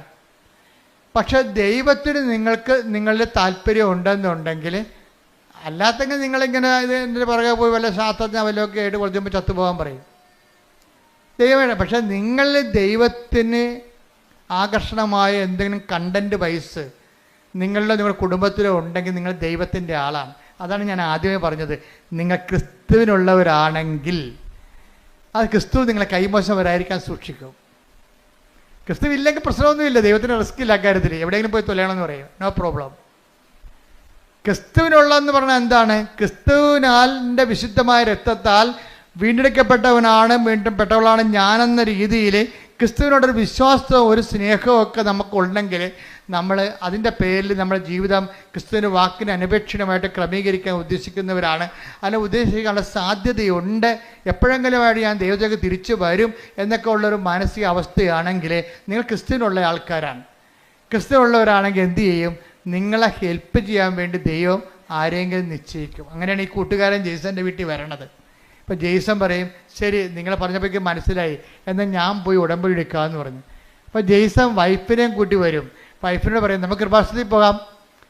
അപ്പോൾ വൈഫ് ചോദിക്കും, എന്തിനാ എന്തിനാ? അല്ല ഉടമ്പടി എടുക്കാൻ. അല്ല അത് ഞാൻ എടുത്തോളാം, നീ എടുക്കണ്ട. നീ അപ്പോൾ വൈഫ് ചോദിക്കും, നിങ്ങളെടുക്കുക? അച്ഛൻ പറഞ്ഞ് കേട്ടിട്ടില്ലേ, ആലപ്പുഴ വന്ന് പണി മേടിക്കരുതെന്ന്. നിങ്ങളെടുക്കുക. അപ്പോൾ എടുക്കാമെന്ന് പറഞ്ഞപ്പോൾ ഇയാൾ തീരുമാനം എടുക്കാമെന്നുള്ള തീരുമാനം എടുത്തിട്ട് എന്താ ചെയ്യണമെന്നറിയാവോ? എടുത്തിട്ട് ഉടമ്പടി എടുത്തു കഴിഞ്ഞിട്ട് ജെയ്സൺ പറയും, എൻ്റെ ലൈഫ് രണ്ടായി മാറുകയാണ്. എന്താണ്? ഉടമ്പടിക്ക് മുമ്പും ഉടമ്പടിക്ക് ശേഷവും. ഞാൻ ആദ്യം ചെയ്തത് ഞായറാഴ്ച എൻ്റെ കട പൂട്ടിയെന്ന് പറഞ്ഞു. അതാണ് തീരുമാനം. അതായത് നല്ല ടൂറിസ്റ്റ് സ്പോട്ടിൽ ആവശ്യത്തിന് കാശ് കിട്ടുന്ന കടയാണ്. ഞായറാഴ്ച ഞാൻ എൻ്റെ കട അടച്ചു. അതിൽ നിന്ന് കിട്ടുന്ന പൊന്നാണെങ്കിലും വേണ്ടെന്ന് പറഞ്ഞു. അപ്പോൾ അതിൻ്റെ തീരുമാനം കറക്റ്റായില്ലേ? അപ്പോൾ എന്താ പ്രശ്നം വെച്ചാൽ ദൈവത്തിനെ ബോധ്യപ്പെടുത്തുകയാണ് നമ്മുടെ ഉദ്ദേശം. എനിക്ക് ഞായറാഴ്ച നിൻ്റെ കുർബാനയും അതുപോലെ തന്നെ നിൻ്റെ ശുശ്രൂഷകളും മുടങ്ങിയിട്ട് ഉണ്ടാക്കുന്ന കാശ് എനിക്ക് വേണ്ട, എനിക്ക് കിട്ടുന്ന സമ്പത്തിനേക്കാൾ വലുതാണ് നീ എന്നുള്ള രീതിയിൽ ദൈവത്തിനൊരു വിശ്വാസത്തിലെടുത്ത്, ഞാൻ കഴിഞ്ഞ ദിവസങ്ങളിൽ നിങ്ങളുടെ ഈ ലിവിങ് ബ്രെഡിൽ പറഞ്ഞായിരുന്നു, ഡെയിലി ബ്രെഡിൽ എന്താണ് ദൈവവിശ്വാസ ജീവിതത്തിൻ്റെ റിസ്ക് എന്താണ്? ഒന്നാമത്തെ റിസ്ക് എന്ന് പറയുന്നത് നമ്മൾ ദൈവത്തിൽ വിശ്വസിക്കുന്നു എന്നുള്ളത് ദൈവത്തെ വിശ്വസിപ്പിച്ചെടുക്കുന്നതാണ് റിസ്ക്. മനസ്സിലായില്ലേ? ദൈവവിശ്വാസ ജീവിതത്തിൻ്റെ റിസ്ക് എന്താണ്? നമ്മൾ ദൈവത്തിൽ വിശ്വസിക്കുന്നു എന്നുള്ളത് ആദ്യം എന്ത് ചെയ്യണം? ദൈവത്തെ വിശ്വസിപ്പിച്ചെടുക്കണം. ഇത് നിങ്ങൾ ട്രൈ ചെയ്യുകയാണെങ്കിൽ എന്താ കാര്യം വെച്ചാൽ ദൈവത്തിൻ്റെ ഒരു മൈൻഡ് സെറ്റ് ഞാൻ മനസ്സിലാക്കിയെടുത്തോളൂ, മനുഷ്യന്മാരുടെ വിശ്വാസത്തിൽ വിശ്വാസമില്ലാത്ത ആളാണ്. യോഹന്നാൻ 2:24 എടുത്ത് ശ്രുതികട്ടെ. ഹല്ലേലൂയ ഹല്ലേലൂയ ഹല്ലേലൂയ ഹല്ലേലൂയ. യേശുവേ നന്ദി, യേശുവേ സ്തുതി. ഹല്ലേലൂയ ഹല്ലേലൂയ. യോഹന്നാൻ 2:24. യോഹന്നാൻ 2:24. യേശുവാകട്ടെ അവരെ വിശ്വസിച്ചില്ല, അവരിൽ വിശ്വസിച്ചില്ല. കാരണം അവൻ അവരെയെല്ലാം അറിഞ്ഞിരുന്നു. ഇതാണ് കുഴപ്പം. ഈ കുഴപ്പം കിടക്കുന്ന കാലം നമ്മൾ തലകുത്തി മറിഞ്ഞാലും ദൈവം ഏക്കത്തില്ല. നമ്മൾ എങ്ങനെ വിശ്വസിക്കണമെന്ന് പറഞ്ഞാലും ഇനി മുമ്പ് കളിച്ച് ദൈവത്തിൻ്റെ അടുത്ത് ചെന്നാലും ഉരുളി നേർച്ച നടന്നാലും പറയും ഞാൻ അക്സെപ്റ്റ് ചെയ്യണില്ലെന്ന് പറയും. ഇതിൻ്റെ ദൈവവിശ്വാസ ജീവിതത്തിൽ ഏറ്റവും വലിയ റിസ്ക് എന്ന് പറയണത് നമ്മൾ ദൈവത്തെ വിശ്വസിക്കുന്നു എന്നുള്ളത് ദൈവത്തെ വിശ്വസിപ്പിച്ചെടുക്കുകയാണ്. അതാണ് ഇതിനകത്ത് ഏറ്റവും വലിയ റിസ്ക് ഞാൻ നോക്കിയിട്ട് കാണുന്നത്. ജെയ്സൺ ഈ റിസ്കിൽ ആദ്യഘട്ടം വിജയിക്കുകയാണ്. എന്താണ്? കട പൂട്ടി. ഞായറാഴ്ചയും കടവുള്ള ദിവസങ്ങളിലും കർത്താവിൻ്റെ ദിവസമായിട്ട് ആചരിക്കേണ്ടതല്ലേ, അതുകൊണ്ട് ആ ലാഭം വേണ്ടെന്ന് അവൻ തീരുമാനിച്ചു. അപ്പോൾ തന്നെ ആദ്യത്തെ ഇൻസ്റ്റാൾമെൻ്റായി ദൈവത്തെ നമ്മുടെ വിശ്വാസത്തിൽ എടുക്കുന്നതിലെ ആദ്യത്തെ ഇൻസ്റ്റാൾമെൻ്റായി. കാര്യം നമ്മൾ കോൺക്രീറ്റായിട്ട് ആ വിഷയത്തിലൊരു സ്റ്റെപ്പ് എടുത്തല്ല, ഡെഫിനിറ്റ് സ്റ്റെപ്പ് എന്ന് പറയും. കോൺക്രീറ്റ് ആൻഡ് ഡെഫിനിറ്റ് സ്റ്റെപ്പ് ദൈവത്തെ വിശ്വസിപ്പിക്കുന്നതിൽ കഴിഞ്ഞ ദിവസങ്ങളിൽ ഞാൻ പറഞ്ഞപ്പോൾ എനിക്ക് ഏറ്റവും ഇഷ്ടപ്പെട്ടത് ലിവിങ് ബ്രെഡ് നിങ്ങൾ കാണുന്നില്ലേ, എല്ലാ ദിവസവും ഉണ്ട്. അച്ഛൻ്റെ കൂടെ പ്രത്യക്ഷിക്കുന്ന പ്രാർത്ഥന ചെല്ലാനുള്ളൊരു അവസരമാണത്. ആ ഡെയിലി ബ്രെഡ് അതാ ദിവസത്തുള്ള വിഷയങ്ങൾ സമർപ്പിച്ച് പ്രാർത്ഥിക്കും. ഇപ്പം ജെയ്സൺ തന്നെ ഒരു ദിവസം രാവിലെ എഴുന്നേറ്റപ്പോൾ രാത്രി കിടന്നപ്പോൾ അദ്ദേഹം പറഞ്ഞു, നാളെ ഇൻ്റർവ്യൂ ആണ്, അച്ഛൻ്റെ ഡെയിലി ബ്രെഡ് അനുഗ്രഹ പ്രാർത്ഥന കണ്ടുകൊണ്ട് ഞാൻ വരും, എനിക്ക് വേറെ ആസ്തിയൊന്നുമില്ല. ഡൽഹിയിലാണ് ഇൻ്റർവ്യൂ, ഷെഫിൻ്റെ ഇൻ്റർവ്യൂ. അപ്പോൾ അദ്ദേഹം മനസ്സിൽ തീരുമാനിക്കുകയാണ്, അച്ഛൻ്റെ ഡെയിലി ബ്രെഡ് കണ്ടുകൊണ്ട് ഞാൻ വരും, എനിക്ക് വേറെ ആസ്തിയൊന്നുമില്ല, ആ അനുഗ്രഹത്തിലാണ് ഞാൻ വന്നത്, നീ എന്നെ അനുഗ്രഹിക്കണം, എൻ്റെ ജീവിതം ഈ രീതിയിലാണ് ഇപ്പോൾ പോണതെന്ന് പറഞ്ഞു. അപ്പോൾ രാവിലെ ജെയ്സൺ ഓൺ ചെയ്തപ്പോൾ തന്നെ ഞാൻ പറയുന്നുണ്ട്, ഇന്നലെ രാത്രി ഇൻ്റർവ്യൂവിന് പോകാൻ വേണ്ടി ഇന്നത്തെ ഈ പ്രാർത്ഥനയുടെ ആശീർവാദം മേടിച്ചുകൊണ്ട് പോകാൻ വേണ്ടി ദൈവത്തോട് പറഞ്ഞ ഒരാളുണ്ട്, അയാളെ ഞാൻ ഈ സമയത്ത് അനുഗ്രഹിക്കണമെന്ന് പറയും. ഇതാണ് ദൈവമേഖല എന്ന് പറയണത്. കണ്ട, ദൈവത്തിലേക്ക് വരുമ്പോൾ കാര്യങ്ങളെല്ലാം മാറണം. കണ്ടില്ലേ? രാവിലെ എഴുന്നേറ്റപ്പോൾ തന്നെ ജെയ്സൺ മുട്ട എന്നുകൊണ്ട് ഈ ലിവിങ് ബ്രെഡ് കൂടുമ്പോഴാണ് ഇൻ്റർവ്യൂവിന് പോകാൻ വേണ്ടി ആശീർവദിക്കണത്. ഇന്ന് ഇൻ്റർവ്യൂ പോകുന്ന എല്ലാവരും ആശീർവദിക്കുകയാണ്. അപ്പോൾ ജെയ്സൺ അതനുസരിച്ച് ഡൽഹി ഇൻ്റർവ്യൂവിന് പോവുകയാണ്. ഡൽഹിയിലാണ് ഈ സംഭവം നടക്കുന്നത്. ഇൻ്റർവ്യൂ പോകുമ്പോൾ ജെയ്സൺ പറയണത്, ഞാൻ 1.5 മണിക്കൂർ കസറിയെന്ന്. അവർ ഇൻ്റർനാഷണൽ ഇൻ്റർവ്യൂ ആണ്. ആദ്യത്തെ 12 പേര് ചികിത്സിക്കാന്ന് പറഞ്ഞ് ഇറങ്ങിപ്പോവുകയാണ്. അവരാരും എടുത്തില്ല. സംസാരിക്കാൻ പോലും 2-3 പ്രാവശ്യം സംസാരിച്ച് അവരെല്ലാം 5-6 പേര് ഇൻ്റർവ്യൂ ഇരിക്കും. ഇൻ്റർനാഷണൽ ഇൻ്റർവ്യൂ അല്ലേ. ആദ്യത്തെ സെക്ഷനിൽ നോക്കുമ്പോൾ ആൾക്കാർ ചുരുവിരാന്ന് ഇൻ്റർവ്യൂവിന് പോകണതും കാണാം, ഇറങ്ങി വരുന്നതും കാണാം. എല്ലാം റിജക്റ്റഡ് ആണ്. ഭയങ്കര ഷാർപ്പ് ഇൻ്റർവ്യൂ ആണ്. ഞാൻ ചെന്നതിന് ശേഷം എന്നോട് അവരൊന്നും പറഞ്ഞില്ല, എന്നോട് സംസാരിക്കാൻ അനുഭവിച്ചു. ഞാൻ 1/2 മണിക്കൂർ സംസാരിച്ചെന്ന്. ചോദിക്കുന്ന എല്ലാത്തിനും മറുപടി പറഞ്ഞു. എന്നിട്ട് എല്ലാത്തിനും മറുപറയുകയും ചെയ്തും എല്ലാം കഴിഞ്ഞ് പറഞ്ഞു, യു ആർ സെലക്റ്റഡ് എന്ന്. അപ്പോൾ ദൈവമേഖല ഒരു മനുഷ്യൻ്റെ ജീവിതം തീർന്നിട്ട് തിരിച്ചു വന്ന കണ്ടില്ലേ? തീർന്നിട്ട് തിരിച്ചു വരികയാണ്. അപ്പം തീർന്നെന്ന് വിചാരിക്കുമ്പോൾ തീർന്നെന്നല്ല, ശരിക്കും പറഞ്ഞാൽ ദൈവത്തിലേക്കുള്ള തിരിച്ചു വരവാണ്. കൈയടിക്കട്ടെ, സ്തുതിക്കട്ടെ.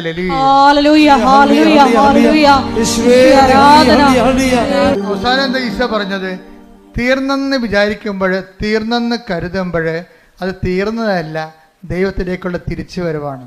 സ്തുതിക്കട്ടെ. ഹല്ലേലൂയ.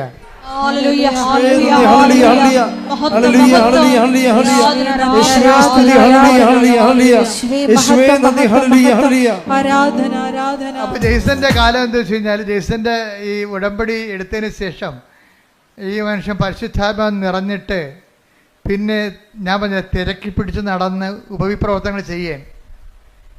അപ്പം തിരക്കി പിടിച്ച് നടന്ന് ഉപവിപ്രവർത്തനങ്ങൾ ചെയ്യുന്ന സമയത്ത് നാട്ടുകാരും വീട്ടുകാരും ചോദിക്കും, നിനക്കെന്ത് സംഭവിച്ചെന്ന് ചോദിക്കണത്. കാര്യം നല്ല ടൂറിസ്റ്റ് സ്പോട്ടിൽ കടയും അടച്ചിട്ടിട്ട് ഇവൻ കർത്താവിൻ്റെ ജോലി ചെയ്തുകൊണ്ട് നടക്കുകയും ഈ ഞായറാഴ്ച മുഴുവനും അല്ലാത്ത ദിവസം കിട്ടുന്ന സമയത്തെല്ലാം ആ കുടുംബത്തിലുള്ള 10-20 പേരെ കൊണ്ടൊന്ന് ഉടമ്പടി എടുപ്പിച്ചു. ജെയ്സൺ പറയണത്, അവിടെ മുമ്പിലേ എനിക്ക് കിട്ടിയ അനുഗ്രഹങ്ങളല്ല സാക്ഷ്യം, ഞാൻ തന്നെയാണ് സാക്ഷ്യമെന്ന്. അതായത് എനിക്ക് കിട്ടിയ അനുഗ്രഹങ്ങൾ കണ്ടിട്ടല്ല അവർ ഉടമ്പടി എടുത്തത്. എന്താണ്? എനിക്കുണ്ടായ മാറ്റം കണ്ടിട്ടാണെന്ന്. ഞാൻ തന്നെയാണ് സാക്ഷ്യമെന്ന്. അതായത് ഉടമ്പടി ഒരു വ്യക്തിക്കുണ്ടാക്കുന്ന മാറ്റങ്ങളെ, അവനിപ്പോൾ അശുദ്ധ സംഭാഷണങ്ങളില്ല, എല്ലാവരും സ്നേഹമായി പെരുമാറും, സഹായിക്കേണ്ടവരെ തിരക്കി പിടിച്ച് നടന്ന് സഹായിക്കും, സുവിശേഷ വേല ചെയ്യുന്നതിന് കൊതിയോടും ആർത്തിയോടും കൂടി നടന്ന് സുവിശേഷ വേല ചെയ്യാൻ. അപ്പോൾ പെട്ടെന്ന് ജെയ്സൻ്റെ മനസ്സിൽ മാതാവ് ഒരു കാര്യം കാണിച്ചു. കാര്യം പരിചയമുള്ള രണ്ട് ഒരു ഭാര്യയും ഭർത്താവും പിരിഞ്ഞ് താമസിക്കുകയാണ്. കാര്യം അവർ പ്രണയിച്ച് കല്യാണം കഴിച്ചവരാണ്. പക്ഷേ ഇപ്പം കണ്ട തമ്മിൽ കുത്തിക്കൊല്ലും. ഭർത്താവ് ഭാര്യയെ കൊല്ലാൻ നടക്കുകയാണ്.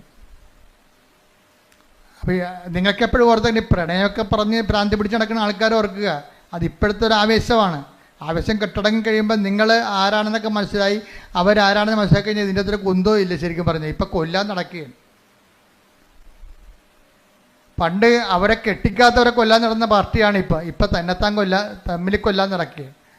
അപ്പോൾ ജെയ്സനോട് മാതാവ് പറഞ്ഞ് അവരെ ഒന്ന് പോയി കാണാൻ പറഞ്ഞു. കാര്യം ഭർത്താവ് ഇടയ്ക്ക് നിന്ന് ഭാര്യ 35 വയസ്സ് അവർക്കുള്ളത് പേടിച്ച മറ്റേ മരുമകൻ്റെ വീട്ടിൽ പോയി താമസിക്കുകയാണ്. മരുമകൻ്റെ വീട്ടിൽ പോയി താമസിക്കുകയാണ്. അപ്പോൾ അത്രയും വിഷമത്തിലാണ് അവർ താമസിക്കുന്നത്, സങ്കടപ്പെട്ട് താമസിക്കുകയാണ്. അപ്പോൾ പല ആൾക്കാരും പോലീസും പാർട്ടിയും പള്ളിയും ഒക്കെ ഇടപെട്ടിട്ട് ഈ വിഷയത്തിൽ തീരുമാനമില്ല.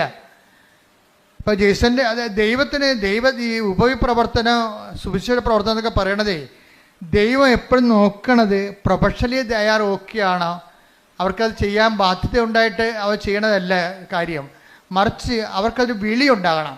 വിളിയും ബാധ്യതയും രണ്ടും രണ്ട് കാര്യങ്ങളാണ്. ഇപ്പം ഞാൻ കടലോരത്തൊരു അനക്കം ഉണ്ടായി ഓടിച്ചെല്ലും. എന്താ കാര്യം? അതിൻ്റെ വിളിയാണ്. ഞാൻ തുടങ്ങിയത് അവിടുന്നാണ്. കടലിൽ നിന്നാണ് തുടങ്ങിയത്. അതിൻ്റെ വിളിയാണ്. ആര് കടലും തിരക്കില്ല, ഞാൻ പോയി തിരക്കും. കാര്യം ഞാനൊരു ഓഫീസിൽ ഇരിക്കുന്നത് കൊണ്ടല്ല ഞാൻ തിരക്കണത്. ചിലർക്ക് ഓഫീസ് കൊടുത്താൽ മാത്രമേ അവരതിൻ്റെ അകത്ത് വരും. ഇപ്പോൾ വില്ലേജ് ഓഫീസർ വരും, തഹസിൽദാർ വരും, ബിക്കോസ് അവർക്ക് അതിൻ്റെ ഓഫീസുണ്ട്, അതുകൊണ്ട് വരുന്നതാണ്. ആ ഓരോ ഓഫീസ് ഇല്ലെങ്കിൽ ഞാൻ പോകും. എന്താ കാര്യം? അത് വിളി വേറെ, ബാധ്യത വേറെ. ബാധ്യത എന്ന് പറഞ്ഞാൽ നമുക്കൊരു തന്നെ ഒരു ഒഫീഷ്യാലിറ്റി ഉള്ളതുകൊണ്ട് നമുക്കൊരു ബാധ്യത ഉണ്ടാകും. വിളി വേറെയാണ്. ഉപവി എന്നൊക്കെ പറയുന്നത് ഒരു വിളിയാണ്. ഇപ്പോൾ ജെയ്സനെ സംബന്ധിച്ചിടത്തോളം വിളിയാണിത്. കാര്യം ഒരു വ്യക്തി, ക്രിസ്തു വിവാഹിയായ വ്യക്തി പ്രത്യേകിച്ച്, അവർ പിരിഞ്ഞ് താമസിക്കുക പാപത്തിൻ്റെ മേഖലയിലാണ് അവർ താമസിക്കുന്നത്. അപ്പോൾ തമ്മിൽ കണ്ടാൽ കൊല്ലാൻ നടക്കുന്ന ആൾക്കാരെ എങ്ങനെ യോജിപ്പിക്കാൻ എല്ലാവരും പരാജയപ്പെടുകയാണ്. കാര്യം ആ മിഷണറി അവിടെ വർക്ക് ചെയ്യുന്നില്ല. അപ്പോൾ ജെയ്സ എന്താ ചെയ്യുകയെന്ന് വെച്ച് കഴിഞ്ഞാൽ, ഇവിടുന്ന് കിട്ടിയ ധ്യാനത്തിൻ്റെ പശ്ചാത്തലത്തിൽ പുള്ളിക്കാരൻ വചനം തുറന്നിട്ട്, മാതാവേ ഞാനിതിന് പോകണോ വേണ്ടയോ എന്ന് ചോദിക്കും. എന്നിട്ട് കണ്ണടച്ചിട്ട് ബൈബിൾ കുത്തിവെക്കും. കുത്തി നോക്കുമ്പോൾ മറിയം എലിസബത്തിൻ്റെ വീട്ടിൽ പോണത് കാണും. അപ്പം നമ്മൾ ദൈവത്തെ അന്വേഷിച്ചാൽ എന്താണ്? ദൈവം സമീപസ്ഥനാണ്. ദൈവത്തെ അന്വേഷിക്കുന്നവർക്ക് അവിടെ നിന്ന്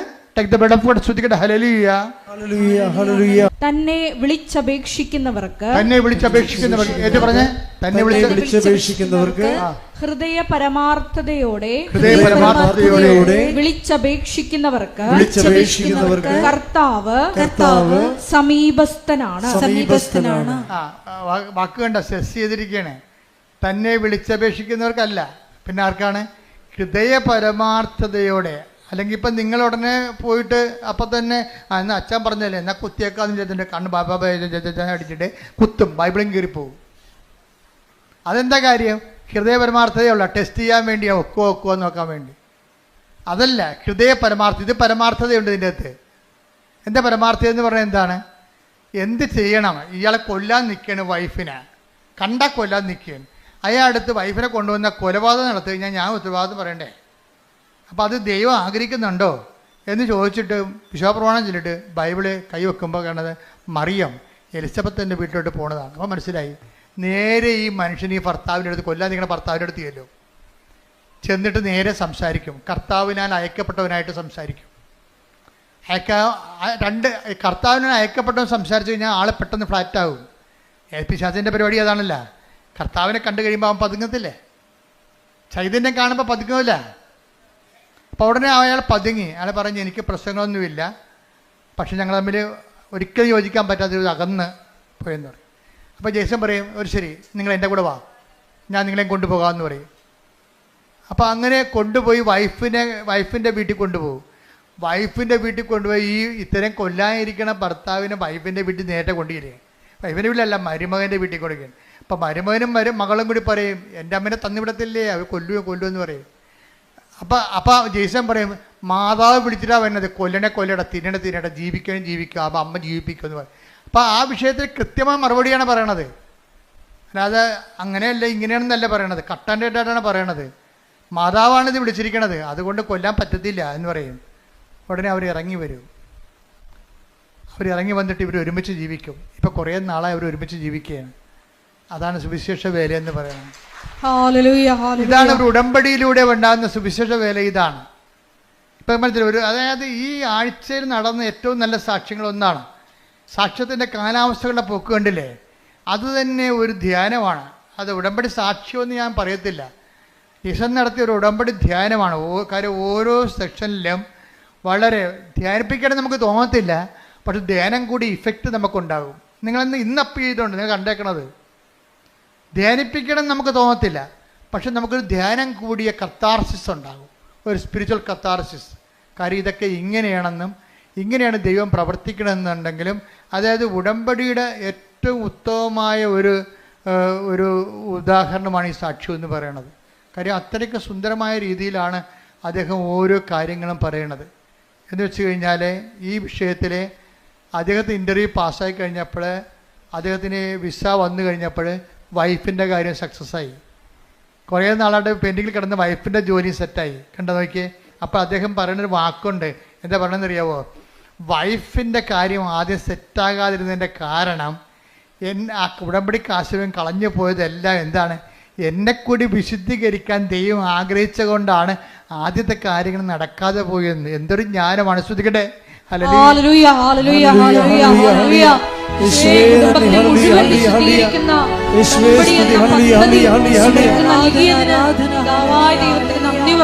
ഇതാണ് അച്ഛൻ ആദ്യം പറഞ്ഞതിന്റെ കാരണം. ഉടമ്പടിയിൽ എപ്പോഴും നമ്മുടെ റിസ്ക് എന്ന് പറയണത്, നമ്മളെ വിശ്വസിക്കുന്നു എന്നുള്ള കാര്യം ദൈവത്തെ വിശ്വസിപ്പിച്ചെടുക്കണം. അതിനാണ് ഞാൻ നിങ്ങളോട് പറയുന്നത്, നിങ്ങൾ വെയിലത്തോ മഴയത്തോ എപ്പോഴാണ് ഈ പത്രമൊക്കെ കൊണ്ട് കൊടുക്കണം. പേരപ്പിക്കാൻ വേണ്ടി കൊടുക്കുകയും ചില ആൾക്കാർ അവിടെയും കൊടുത്ത്, അവിടെയും കൊടുത്ത് ഇവിടെയും കൊടുത്ത്, എത്ര പെട്ടെന്ന് ആ 18 നമ്മുടെ ഉത്തരവാദിത്തം തീർന്നു. സൈക്കിൾ വന്ന് ബെല്ലടിച്ചു, ഞാൻ പറഞ്ഞു മാറി നിൽക്കുക, എൻ്റെ വില കുറ്റമില്ല, 1 2 3 അങ്ങനെ പത്രം കൊടുക്കണവരുണ്ട്.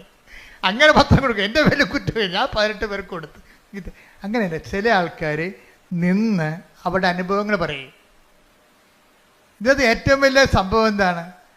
പത്രം കൊടുപ്പ് തന്നെയാണ് ഉടമ്പടിയിൽ. എന്താ കാര്യം? മറ്റുള്ളവരെ വിശ്വാസത്തിലേക്ക് കൊണ്ടുവരിക. അതാണ് ഇന്നത്തെ വലിയ സംഭവം. നിങ്ങളുടെ പ്രത്യക്ഷൻ്റെ പ്രാർത്ഥനയ്ക്ക് 3 മാർക്കാണ്, സുവിശേഷ വേലയ്ക്ക് 20 മാർക്കാണ് ഉള്ളത്. അതാണ് വ്യത്യാസം വന്നിരിക്കുന്നത്. ഇവിടെ ഞാൻ പത്രം കൊടുക്കണ കാര്യം പറഞ്ഞപ്പോൾ എനിക്ക് ആദ്യമേ അമ്മ എന്നോട് പറഞ്ഞ് പത്ര പ്രേക്ഷിതത്വം തുടങ്ങണം എന്ന് 2013 പറഞ്ഞാണ്. ഞാൻ വേളാങ്കണ്ണി നിൽക്കുമ്പോൾ വിജയകുമാറിനോട് ഞാൻ പറഞ്ഞു, അമ്മ പത്രപ്രേക്ഷത്തെക്കുറിച്ച് ഹോസ്പിറ്റൽ മിഷനെക്കുറിച്ച് പറയുന്നു എന്ന് പറഞ്ഞു. അപ്പോൾ തഞ്ചാവൂരിൽ നിന്ന് ഞങ്ങൾ കോയമ്പത്തൂരിലേക്ക് കയറി പോകുമ്പോൾ തിരിച്ച് കോയമ്പത്തൂരിലേക്ക് വരുമ്പോൾ വിജയകുമാർ ചോദിച്ചു, നമ്മൾ ഹോസ്പിറ്റൽ മിഷൻ നടത്തുമെന്ന് പറയുമ്പോൾ നമ്മളൊരു മിഷൻ ഹോസ്പിറ്റൽ സ്ഥാപിക്കുമല്ലേ ചെയ്യാന്ന് പറഞ്ഞു. അപ്പോൾ ഞാൻ പറഞ്ഞു, മിഷൻ ഹോസ്പിറ്റലൊന്നും നമ്മുടെ പരിപാടിയല്ല. ഹോസ്പിറ്റലിൽ കൊണ്ടുപോയി നമ്മൾ സുവിശേഷ വേല ചെയ്യും. അതിന് താല്പര്യമുള്ള ആൾക്കാർക്ക് പത്രം കൊടുത്തു വിടും ഫ്രീ ആയിട്ട്. അപ്പോൾ ഉടനെ വിജയകുമാർ സാറ് 10,000 രൂപയുടെ 10,000 പത്രം അടിക്കാനുള്ള പൈസ വന്നു. ഞങ്ങൾ രണ്ടും കൂടി ഇവിടെ വന്ന് തങ്കച്ചേനൊക്കെ വിളിച്ചു കൂട്ടി, എല്ലാവരും സണ്ണി എല്ലാവരും വിളിച്ചു കൂട്ടിയിട്ട് ജോമളെല്ലാം കൂടി ഇട്ട് തുടങ്ങി പരിപാടി. പത്രം കൊടുക്കാനുള്ളവർ, പ്രാർത്ഥിച്ചു കൊടുക്കാനുള്ളവർ വരാൻ പറഞ്ഞു. വരാമെന്ന് പകുതി മാത്രമേ കത്തോലിക്സ് വരുന്നുള്ളൂ. ബാക്കി എല്ലാവരും പകുതിയോളം വന്നവരെല്ലാം നോൺ ക്രിസ്ത്യൻസ് ആയിരുന്നു. അവർ എല്ലാ സ്ഥലങ്ങളിലും പോയി കണ്ണ് കാണാൻ മേലാത്ത അപ്പാപ്പന്മാരുടെ മുമ്പിൽ ഇരുന്നുകൊണ്ട് പത്രം വായിച്ചു കൊടുത്തവർ. കാര്യം എന്താണ്? വിശേഷ വിദ്യയായി നിങ്ങൾ എന്താണ് ചെയ്യണത്? എപ്പോഴും നമ്മൾ ശ്രദ്ധിക്കണം. കർത്താവിൻ്റെ മനസ്സറിഞ്ഞ് വേണം നമ്മൾ ഈ സംഭവം ചെയ്യാൻ. കർത്താവ് ചോദിക്കണത് എന്താണ്? നിങ്ങളെ ചോദിക്കുന്നിടത്തോളം തന്നെ കൊടുത്തിടത്തോളം തന്നെ തിരിച്ചു കിട്ടുമെങ്കിൽ പാപികൾക്ക് കടം കൊടുക്കത്തില്ലേ? നിങ്ങൾ വിശേഷ വിദ്യ എന്താണ് ചെയ്യണം? എല്ലാ കാര്യങ്ങൾക്കും എക്സ്ട്രാ എന്താണ് ചെയ്യണമെന്ന് ചോദിക്കും. അതുപോലെ തന്നെ ഉടമ്പടിയിലുള്ള ദൈവത്തിൻ്റെ മനസ്സറിഞ്ഞ് വേണം ഉടമ്പടി ചെയ്യാൻ. എക്സ്ട്രാ എന്താണ് ചെയ്യണത്? ഇവിടുന്ന് പറയണ കാര്യങ്ങളല്ല. നിങ്ങൾ ദൈവത്തെ കണ്ടെത്തി കഴിയുമ്പോൾ, ദൈവത്തിൻ്റെ കൃപയിൽ അഭിഷേകം കിട്ടിക്കഴിയുമ്പോൾ, നിങ്ങൾ ദൈവത്തിന് വേണ്ടി ചെയ്യുന്ന തനത് പ്രേക്ഷിത പ്രവർത്തനങ്ങളുണ്ട്. അതാണ് നിങ്ങൾ രക്ഷപ്പെടുത്തത്തുള്ളത്. എന്ന് വെച്ച് കഴിഞ്ഞാൽ പെട്ടെന്ന് സ്പീഡാപ്പാണ് തനത് പ്രേക്ഷിത പ്രവർത്തനങ്ങൾ.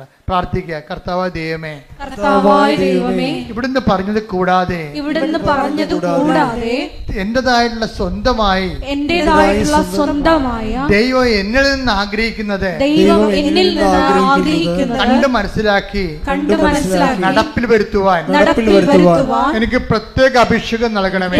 അഭിഷേകം നൽകണമേ. ശ്രുതികട്ടെ. ഹല്ലേലൂയ, ഹല്ലേലൂയ, ഹല്ലേലൂയ,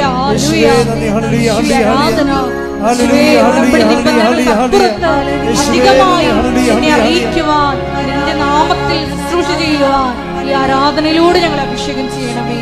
ഹല്ലേലൂയ. ഉടമ്പടി ഒരു ദൈവരാജ്യത്തിലെ വിരുന്ന് പോലെയാണ്. എന്താ കാര്യം? കർത്താവിൻ്റെ കഥയിലെ കഥ നിങ്ങൾ വഴിക്കവലകളിലും നാൽക്കവലകളിലും ചെന്നിട്ട് കൊള്ളാവുന്നവരെയും കൊള്ളരുതാത്തവരെയും ഒക്കെ വിരുന്നിന് വിളിക്കാൻ പറഞ്ഞിരിക്കുകയാണ്. ദൈവത്തിൻ്റെ തിരുസന്നിധിയിൽ കൊള്ളരുതാത്ത, ഇപ്പോൾ ജെയ്സൺ തന്നെ ആദ്യകാല ജീവിതങ്ങൾ മോശം ജീവിതമല്ല. മോശം ജീവിതം എന്ന് വെച്ച് കഴിഞ്ഞാൽ 5 പള്ളിയുണ്ട് അങ്ങക്ക് ചുറ്റും. ഒറ്റപ്പള്ളിയിലും പോയി കുർബാന കാണത്തില്ല, മുഴുവൻ കാണത്തില്ല. അതല്ലേ മോശം ജീവിതം എന്ന് പറയണത്. അപ്പോൾ കൊള്ളാവുന്നവരെയും കൊള്ളരുതാത്തവരെയും ഒക്കെ take the word of God. Mathai 22:9-10. അതിനാൽ നിങ്ങൾ വഴിക്കവലകളിൽ ചെന്ന് അവിടെ കണ്ടെത്തുന്നവരെ എല്ലാം വിവാഹ വിരുന്നിന് ക്ഷണിക്കുവിൻ. ആ ഭൃത്യന്മാർ നിരത്തുകളിൽ ചെന്ന് ദുഷ്ടരും ശിഷ്ടരും ഉൾപ്പെടെ കണ്ടെത്തിയവരെ എല്ലാം വിളിച്ചുകൂട്ടി. അങ്ങനെ വിരുന്നുശാല അതിഥികളെ കൊണ്ട് നിറഞ്ഞു. വിരുന്നുശാല നിറഞ്ഞിരിക്കണം, കണ്ടില്ലേ? അതിഥികളെ കൊണ്ട് കൊള്ളരുതാത്തവരെല്ലാം ഉണ്ട് വിരുന്നുശാല. പക്ഷെ ഒരു പ്രശ്നമുണ്ട്. ഇനി യജമാനെ വിളിച്ചു ചേർത്ത് യജമാനം വരും. അപ്പോഴാണ് പ്രോബ്ലം. വായിച്ചേ. അതിഥികളെ കാണാൻ രാജാവ് എഴുന്നള്ളിയപ്പോൾ വിവാഹ വസ്ത്രം ധരിക്കാത്ത കിടക്കുന്ന ചട്ടിങ്കലോ. എന്താ കാര്യം? വിവാഹ വസ്ത്രം ധരിക്കാത്ത ഒരാളെ അവിടെ കണ്ടു. രാജാവ് അവനോട് ചോദിച്ചു, സ്നേഹിത, പല്ല് തേക്കാത്തവനെ, വിവാഹ വസ്ത്രം ധരിക്കാതെ നീ ഇവിടെ പ്രവേശിച്ചത് എങ്ങനെ? അവൻ മൗനം അവലംബിച്ചു, മിണ്ടിയില്ല. അപ്പൊ അതിന്റെ കാര്യം 5-8-10 കേസുണ്ട്. 5-8-10 കേസുണ്ട്. പക്ഷെ ഒരു പ്രശ്നമുണ്ട്.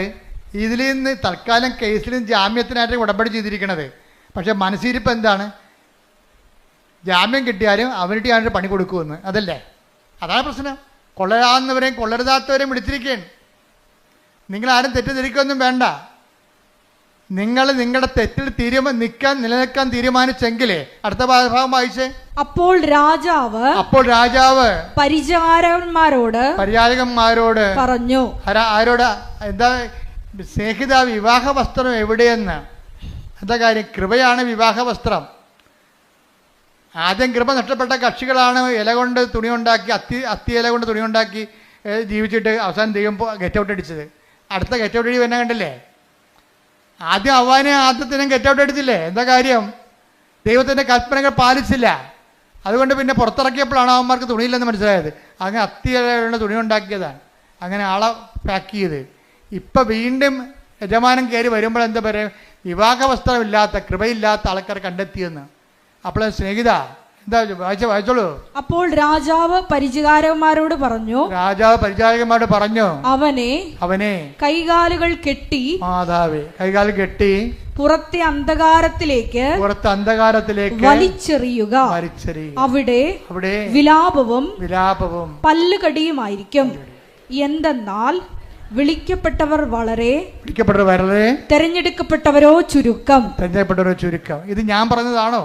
അല്ല, കർത്താവിന്റെ നിലപാടാണ്.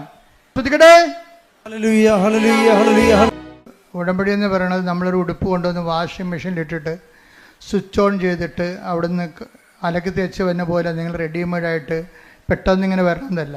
ഞാൻ പറഞ്ഞതിൻ്റെ അർത്ഥം ഇതാണ്. അജ്ഞതയുടെ കാലഘട്ടത്തെ ദൈവം കണക്കിലെടുത്തില്ല. എന്നാൽ 17:30 വായിച്ചത് എന്താണ്? എന്നാൽ ഇപ്പോഴാകട്ടെ എല്ലായിടത്തുമുള്ള എല്ലാവരും അനുദപിക്കണമെന്ന് ദൈവം ആഗ്രഹിക്കുന്നു, ദൈവം ആജ്ഞാപിക്കുന്നു. അപ്പോൾ എന്ത് പ്രശ്നം വെച്ച് കഴിഞ്ഞാൽ ഉടമ്പടി വെളിപ്പെടുത്തുന്ന കാലത്ത് ആദ്യം കിട്ടിയ വചനം ഇതാണ്. എന്താണ്? എനിക്ക് പാപത്തെ ലിസ്റ്റും വിജയകുമാറിന്, എനിക്ക് അനുഗ്രഹത്തെ ലിസ്റ്റും വിജയകുമാറിന് പാപത്തെ ലിസ്റ്റും. ഞാനത് കൂട്ടിവെച്ചപ്പോൾ ദൈവം എന്നോട് പറഞ്ഞതാണ് എന്താണ്? നിങ്ങൾ പശ്ചാത്തപിക്കുവിൻ, നാളെ നിങ്ങളുടെ ഇടയിൽ കർത്താവ് അത്ഭുതം പ്രവർത്തിക്കും. ഞാൻ തൈക്കാട്ടുശ്ശേരി ഇരുന്നുകൊണ്ട് 2015 ഇത് പുസ്തകം എഴുതിക്കൊണ്ടിരിക്കുന്ന സമയത്താണ് പറഞ്ഞത്, നാളെ എന്ന് പറഞ്ഞ പഴയ നിയമത്തിലാണ്, പുതിയ നിയമത്തിൽ ഇന്നാണെന്ന്. കാര്യം പശ്ചാത്താപത്തിന് സമയബന്ധിതമായിട്ട് ചുരുക്കം ഉണ്ടാകുമെന്ന്. സക്കേവൂസിന്റെ കർത്താവ് പറഞ്ഞത് ഇന്നീ ഭവനത്തിന് രക്ഷ കൈവന്നിരിക്കണം. അപ്പോൾ ഒരു നിമിഷം നേരത്തെ നീ കർത്താവിൽ വിശുദ്ധീകരിച്ചാൽ ഉടമ്പടി അത്രയും പെട്ടെന്ന്. അതുകൊണ്ട് ആദ്യകാലം തന്നെ കൃപാസനത്തിൻ്റെ പത്രത്തിൻ്റെ മുഖപേജിൽ ഉടമ്പടി ഉടനടി പരിഹാരം എന്നാണ് കണ്ടത്. ഉടനടി പരിഹാരം. ഇപ്പോഴും അത് മാറ്റിയിട്ടൊന്നുമില്ല.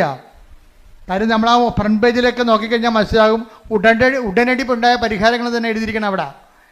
ഉടമ്പടി എടുത്തപ്പോൾ ഇന്ന് ഈ ആഴ്ച നടന്നിട്ടുള്ള കാര്യങ്ങളാണ് അവിടെ എഴുതിയിരിക്കുന്നത്. അതാണ് അത് മാറ്റമില്ല. അതിനെ ഞാൻ പറഞ്ഞു വരുന്നതിൻ്റെ കാരണം അനുതാപവും അനുഗ്രഹവും തമ്മിൽ ഭയങ്കരമായി ഇൻ്റർ കണക്റ്റഡ് ആണ്. ഇപ്പം ജെയ്സനെ സംബന്ധിച്ചിടത്തോളം അനുതാപവും കിട്ടിയപ്പോൾ എന്നാ പറ്റി? 12 കൊല്ലം മുമ്പ് നടന്ന സംഭവമാണ് ഇപ്പോൾ എഴുതിയിരിക്കുന്നത്. 2012 ഗ്രീസിൽ റെസ്റ്റോറൻറ്റിൽ അപേക്ഷ കൊടുത്തിരിക്കുന്നത്. 2012 വരെ ആരും കോൾ ഫോർ ചെയ്തില്ല. ജെയ്സൺ പറഞ്ഞ ഷങ്കൻ വിസയ്ക്ക് വേണ്ടിയാണ് ഞാൻ അപേക്ഷിച്ചത്. അതിൽ ഡോക്യുമെൻ്റ് മുഴുവനും തെറ്റായിരുന്നു. അപ്പോൾ അതിനെ പ്രാർത്ഥിക്കാൻ പോലും എനിക്ക് പറ്റത്തില്ലായിരുന്നു ഷങ്കൻ വിസയ്ക്ക്. പക്ഷേ ഞാനെങ്ങനെ പ്രാർത്ഥിക്കും? അത് കാരണം എനിക്ക് അനുതാപം ഉണ്ടായി. കർത്താവേ, ഞാൻ വിസ ചെയ്തിരിക്കുന്നത് തെറ്റായിരുന്നല്ലോ. എനിക്ക് അനുതാപം ഉണ്ടായി. അനുതാപം ഉണ്ടായപ്പോൾ 12 പോയിട്ട് 24 ആയപ്പോൾ ജെയ്സൺ അനുദപിച്ചപ്പോൾ എന്ത് ചെയ്ത് അവർ ആ 12 കഴിഞ്ഞിട്ട് 10 വർഷത്തിന് ശേഷം ആ വിസ കോൾ ഫോർ ചെയ്യുകയാണ്. എന്താ? അതായത് ആ അനുതാപം അനുഗ്രഹം സ്പീഡാകും. നമ്മൾ എന്തുകൊണ്ടാണ് താമസിക്കണമെന്ന് വെച്ച് കഴിഞ്ഞാൽ അതിൻ്റെ കാര്യം അനുതാപം തന്നെയാണ് എൻ്റെ പ്രധാനപ്പെട്ട കാര്യം. അനുഗ്രഹം താമസിക്കാനുള്ള പ്രധാനപ്പെട്ട കാര്യങ്ങൾ ഒന്ന് അനുതാപം തന്നെയാണ്. നിലപാട്, സംസാരം, ചെയ്തികൾ, ശീലങ്ങൾ, അതുപോലെ എല്ലാം നിലപാടുകളെല്ലാം. പിന്നെ ദൈവത്തിന് പ്രയോജനമുള്ള വ്യക്തികളായിട്ട് മാറണം. കാരണം നിങ്ങൾ എന്ത് ചെയ്തു എന്നുള്ളതല്ല, you have done it with what disposition.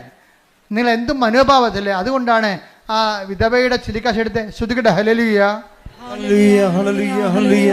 യേശുവേ നന്ദി. ഹല്ലേലൂയ ഹല്ലേലൂയ ഹല്ലേലൂയ. യേശുവേ ആരാധന ആരാധന ആരാധന ആരാധന. യേശുവേ നന്ദി. മഹത്വം മഹത്വം മഹത്വം. ഹല്ലേലൂയ. ലൂക്കാ 21:2. ദരിദ്രയായ ഒരു വിധവ, ദരിദ്രയായ വിധവ 2 ചെമ്പുതൊട്ടുകൾ ഇടുന്നത് 2 ചെമ്പുതൊട്ടുകൾ ഇടുന്നത് അവൻ കണ്ടു. അവൻ പറഞ്ഞു, ദരിദ്രയായ ഈ വിധവ മറ്റെല്ലാവരെയും കൂടുതൽ നിക്ഷേപിച്ചിരിക്കുന്നു എന്ന് സത്യമായി ഞാൻ നിങ്ങളോട് പറയുന്നു. അപ്പൊ അച്ഛൻ നേരത്തെ പറഞ്ഞില്ലേ, ദൈവത്തെ വിശ്വസിക്കുന്നതല്ല വിഷയം, ദൈവത്തെ കൊണ്ട് വിശ്വസിപ്പിച്ചെടുക്കുന്നതിലാണ് വിഷയം. അതാ റിസ്ക്.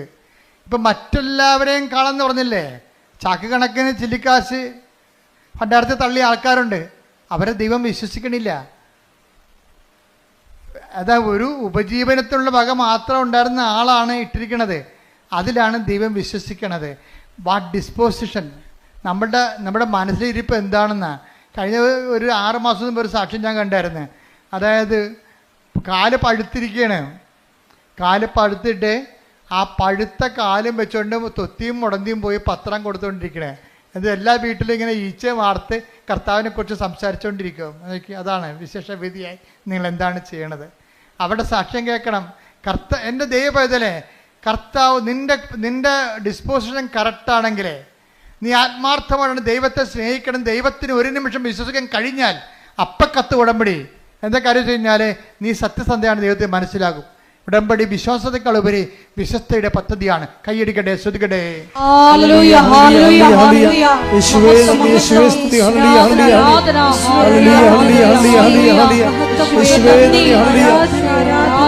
രോഗമുള്ളടുത്ത് കൈകൾ വെച്ച് പ്രാർത്ഥിക്കുമ്പോൾ ഓൺലൈനിലുള്ളവർക്ക് സൗഖ്യം ലഭിക്കുന്ന കുറേ സാക്ഷ്യങ്ങൾ ഈ ആഴ്ച ഉണ്ടായിട്ടുണ്ട്.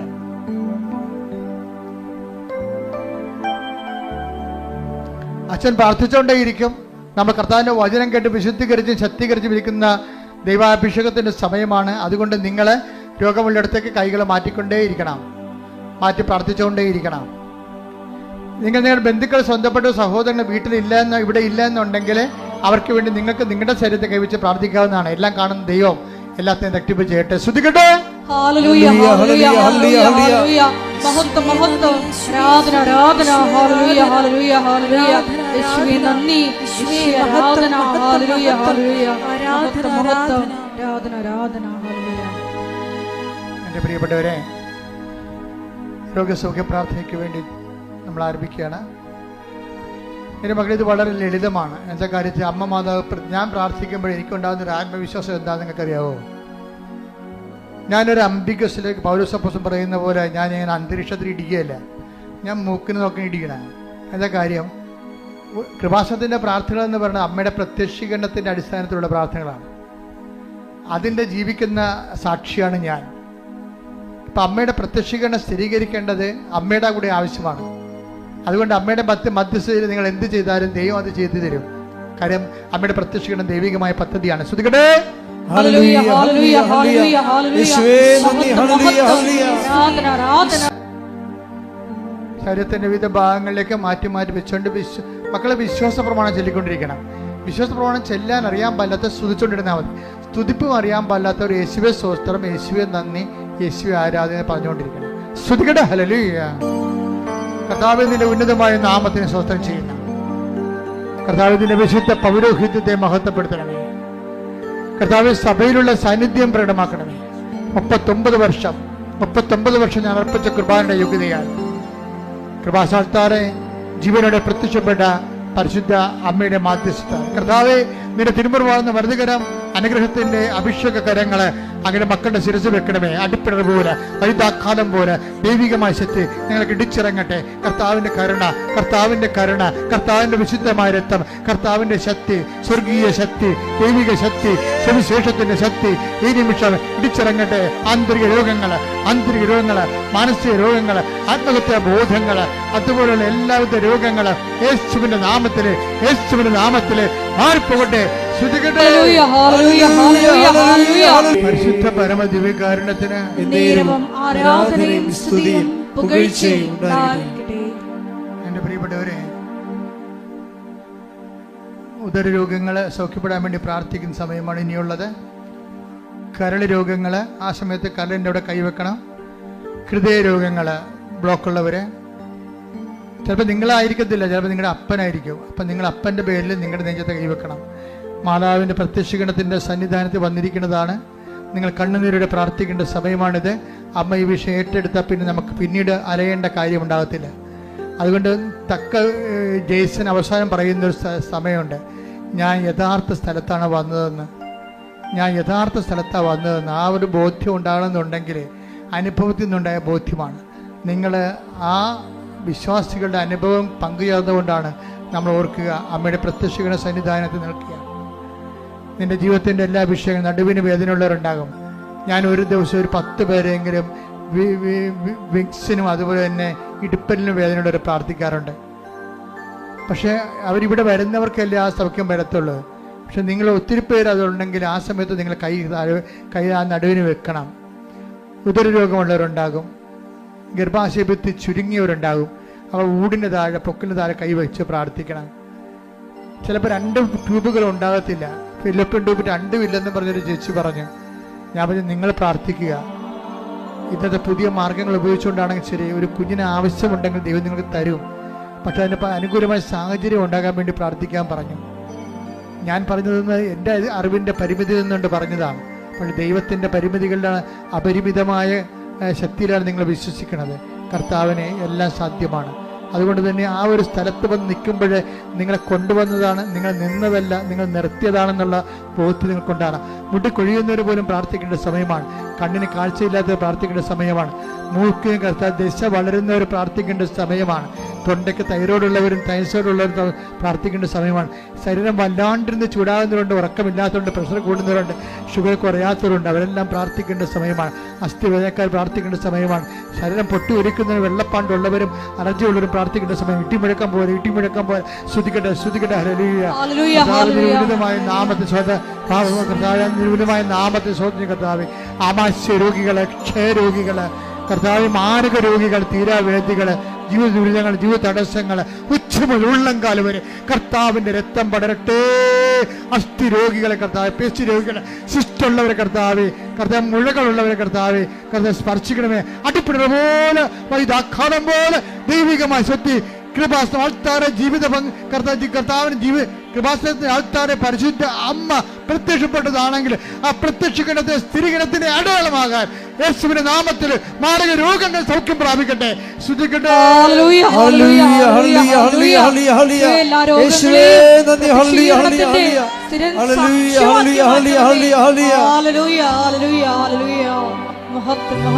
പരിശുദ്ധ പരമദിവ്യകാരുണ്യത്തിന് ആരാധനയും സ്തുതിയും പുകഴ്ചയും ഉണ്ടായിരിക്കട്ടെ. എന്റെ മക്കളെ, ജോലിയില്ലാത്തവര്, ജോലിക്ക് വേണ്ടി ശ്രമിക്കുന്നവര്, പരീക്ഷ പൊട്ടിപ്പോയവര്, പുതിയ പരീക്ഷ എഴുതാൻ പോകുന്നവര്, വിസ പ്രോസസ്സിൽ ഇരിക്കുന്നവര്, ജപ്തി നടപടി നേരിടുന്നവര്, അതുപോലെ തന്നെ സ്ഥലങ്ങളില്ലാത്തവര്, വീട് ഇല്ലാത്തവര്, വീട് വെച്ചുകൊണ്ടിരിക്കുന്നവര്, വിസ നഷ്ടപ്പെട്ടവർ, വിസ പുതുക്കി കിട്ടാത്തവര്, വിദേശ രാജ്യങ്ങളിലേക്ക് വിസ പുതുക്കി കിട്ടാതിരിക്കുന്നവര്, അതിൻ്റെ പേരിൽ കടങ്ങൾ വന്നിരിക്കുന്നവര്, വിവാഹത്തിൽ ഒത്തുചേരാത്തവര്, വിവാഹത്തിൽ ഒരുങ്ങുന്നവര്, മക്കളില്ലാത്തവര്, വിവാഹം പിരിഞ്ഞിട്ട് കൂടാൻ ആഗ്രഹിക്കുന്നവര്, എല്ലാവരുടെ മേൽ കർത്താവിന്റെ വലിയ ശക്തി ഒഴുകട്ടെ. ശ്രുതികട്ടെ ശ്രുതികട്ടെ ശ്രുതികട്ടെ കർത്താവേ, നിന്റെ വിശുദ്ധ പൗരോഹിത്യത്തെ മഹത്വപ്പെടുത്തണമേ കർത്താവേ. സഭയിലുള്ള സാന്നിധ്യം പ്രകടമാക്കണമേ. 39 വർഷം അർപ്പിച്ച കൃപാണ യോഗ്യതയാൽ കൃപാസനത്താരെ ജീവനോടെ പ്രത്യക്ഷപ്പെട്ട പരിശുദ്ധ അമ്മയുടെ മാധ്യസ്ഥത്താൽ ഈ അൾത്താരെ നടന്ന 10,000-കണക്കിന് ആരാധന ശക്തിയാൽ ജീവിത ദുരിതങ്ങള്, ജീവിത തടസ്സങ്ങള് യേശുവിന്റെ നാമത്തിൽ മാറിപ്പോകട്ടെ.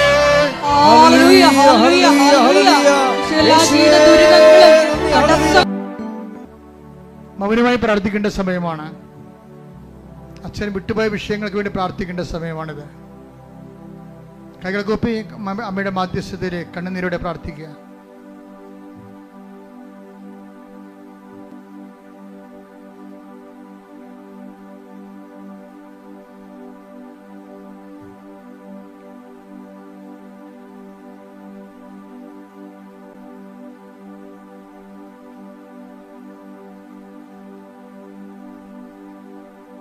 ഒന്നാമത്തെ അറിയിപ്പ് നിങ്ങൾക്ക് രാവിലെ പറഞ്ഞതാണ്, ഇപ്പോഴും വീണ്ടും പറയുകയാണ്.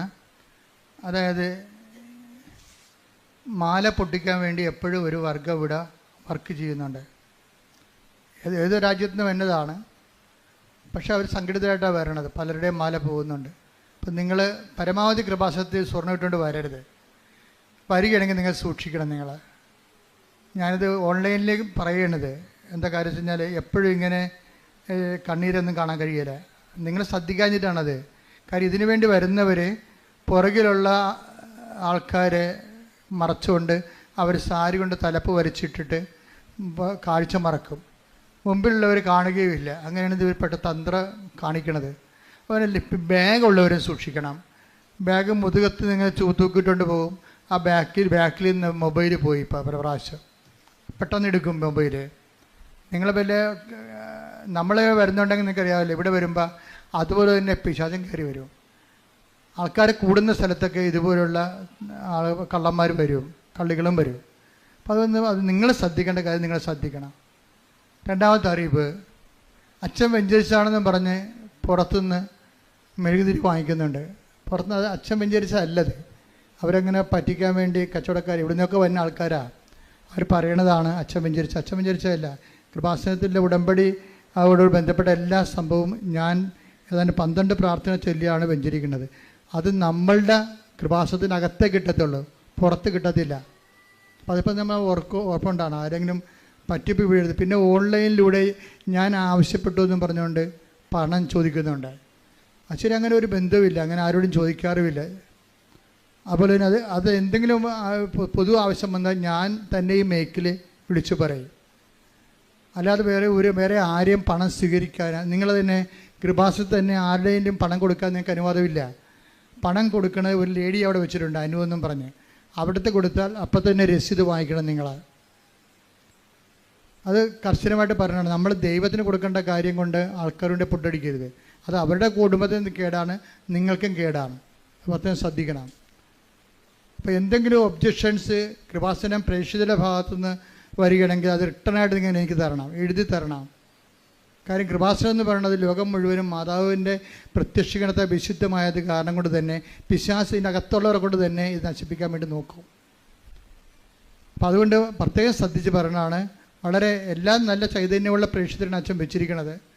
പക്ഷേ എന്തെങ്കിലും കംപ്ലൈൻറ്റുകൾ നിങ്ങൾക്ക് തോന്നിയാൽ, കാരണം പുതിയ ആൾക്കാരെയും പഴയ ആൾക്കാരൊക്കെ ഉണ്ട്, ഒത്തിരി ഉണ്ട്. പക്ഷേ എന്തെങ്കിലും കംപ്ലൈൻറ്റ് തോന്നിയാൽ അപ്പം തന്നെ റിട്ടേൺ, പറഞ്ഞിട്ട് കാര്യമില്ല, റിട്ടേണായിട്ട് നിങ്ങളുടെ എഴുതി അച്ഛൻ തരണം. അതിവിടെ എബ്രാഹം എന്ന് പറഞ്ഞ ഒരാളെ വെച്ചിട്ടുണ്ട് ഇവിടെ, അവിടെ കൊണ്ടൊന്ന് കൊടുത്താൽ മതി ഇൻഫർമേഷനിലേ. കാരണം വെച്ചാൽ വളരെ പക്കായായിട്ടാണ് ശുശ്രൂഷ പോകണം. അതുകൊണ്ട് തന്നെ നമ്മളുടെ ഉദ്ദേശം മാതാവിൻ്റെ പ്രത്യക്ഷീകരണമാണ്. അത് ദൈവത്തിൻ്റെ ലക്ഷ്യമാണത്.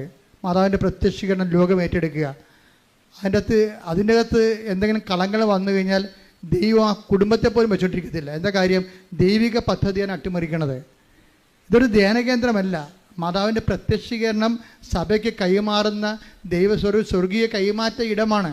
അതിന് ദൈവത്തിൻ്റെ ഒരു പദ്ധതിയാണ് അവിടെ വർക്ക് ചെയ്യുന്നതുകൊണ്ടാണ് സാക്ഷ്യങ്ങൾ ഇങ്ങനെ തോരാതെ നിൽക്കുന്ന കാര്യം. പക്ഷെ അതേസമയം തന്നെ കൃപാസനത്തിന് വേണ്ടി പ്രാർത്ഥിക്കണം. കൃപാസനം ഇതുപോലെ ദൈവകൃപയിൽ നിറഞ്ഞിരിക്കുന്നത് കൊണ്ട് തന്നെ ഒത്തിരിയേറെ പേര് വെറുതെയൊക്കെ വീഡിയോ ഇടുന്നുണ്ട്, എന്തെങ്കിലുമൊക്കെ പറഞ്ഞുകൊണ്ട് വീഡിയോ ഇടും. ഞങ്ങൾക്ക് അവരോട് കർത്താവ് പറഞ്ഞിരിക്കുന്നത് എന്താണ്? നിങ്ങൾ ദ്രോഹിക്കുന്നവരെ ആശീർവദിക്കുക മാത്രമേ ചെയ്യാവുന്ന. അതാണ് സുവിശേഷം. അതുപോലെ ഞങ്ങളെ ആശീർവദിക്കുക മാത്രമേ ഉള്ളൂ. പക്ഷേ എൻ്റെ പ്രശ്നമെന്ന് പറയുന്നത്, പലപ്പോഴും ശ്രദ്ധിക്കേണ്ട വിഷയം, ഇങ്ങനെയുള്ള വിഷയങ്ങൾ വരുമ്പോൾ നിങ്ങളുടെ അനുഭവങ്ങൾ കമൻറ്റ് ചെയ്യാൻ ബാധ്യസ്ഥരാണ്. അല്ല, നിങ്ങൾ മിണ്ടാതിരിക്കരുത്. അവർക്ക് അനുഭവം ഇല്ലാത്തവർ എന്തെങ്കിലും വിളിച്ചു പറയണേ. പക്ഷെ അനുഭവമുള്ളവർ അത് സാക്ഷ്യപ്പെടുത്താൻ നിങ്ങൾക്ക് ധാർമ്മികമായ ബാധ്യതയുണ്ട്. അതിൻ്റെ കീഴിൽ നിങ്ങൾക്കുള്ള കമൻറ്റ്, നിങ്ങൾ കൃപാസനത്തിൽ എന്ത് ഫീൽ ചെയ്തു ഇവിടെ വന്നപ്പോൾ, അതാണ് നിങ്ങളവിടെ കമൻറ്റ് ചെയ്യേണ്ടത്. അപ്പം അത് വരുമ്പോൾ എന്താ പറ്റണമെന്ന് വെച്ച് കഴിഞ്ഞാൽ, മറ്റുള്ളവർക്ക് കർത്താവിനെ കൈമാറാൻ നിങ്ങൾ സുവിശേഷത്തിന് ഉപകരണമാകാൻ നിങ്ങൾക്ക് സാധിക്കും. അപ്പോൾ അത് പ്രത്യേകം ശ്രദ്ധിക്കുക. ഇപ്പോൾ 2 കാര്യങ്ങൾ അച്ഛൻ പറഞ്ഞിട്ടുണ്ട്. നമ്മൾ സമാപനാശീർവാദത്തിനായിട്ട് ഒരുങ്ങുകയാണ്. പ്രേക്ഷിത ശുശ്രൂഷ അച്ഛൻ്റെ കൂടെ നിന്നുകൊണ്ട് 1 കൊല്ലമോ 2 കൊല്ലമോ ജീവിതകാലം മുഴുവനോ ശുശ്രൂഷ ചെയ്യാൻ ആഗ്രഹിക്കുന്നവരെ 8281297511 ഇത് വാട്സപ്പ് നമ്പറാണ്. ഇതിൽ വിളിച്ചിട്ട് നിങ്ങൾക്ക് ശുശ്രൂഷ ചെയ്യാൻ ആഗ്രഹമുണ്ടെങ്കിൽ പറയുക. സിസ്റ്റേഴ്സും അതുപോലെ തന്നെ ശുശ്രൂഷ ചെയ്യാൻ ഇവിടെ 6 സിസ്റ്റേഴ്സുണ്ട്. അവർ നല്ലവണ്ണം ശുശ്രൂഷ ചെയ്യുന്നുണ്ട്. എങ്കിലും ഇനിയും ആർക്കെങ്കിലും സിസ്റ്റേഴ്സിന് 1 കൊല്ലം പ്രയറായിട്ട് എടുത്തിരിക്കുന്ന സിസ്റ്റേഴ്സില്ലേ, അവർക്കും കൃപാസനത്തിൽ വന്ന് ശുശ്രൂഷ ചെയ്യാനുള്ള അവസരം ഉണ്ടായിരിക്കുന്നതാണ്. അപ്പോൾ ദൈവം നിങ്ങൾ അനുഗ്രഹിക്കട്ടെ. ഞങ്ങൾക്ക് എല്ലാവർക്കും വേണ്ടി പ്രാർത്ഥിക്കണം. Praise the Lord. പരിശുദ്ധ പരമമാ ദിവ്യകാരുണ്യമേ, ഇന്നുമെന്നും അങ്ങേക്കാരാധന. പരിശുദ്ധ പരമമാ ദിവ്യകാരുണ്യമേ, ഇന്നുമെന്നും അങ്ങേക്കാരാധന. പരിശുദ്ധ പരമമാ ദിവ്യകാരുണ്യമേ, ഇന്നുമെന്നും അങ്ങേക്കാരാധന.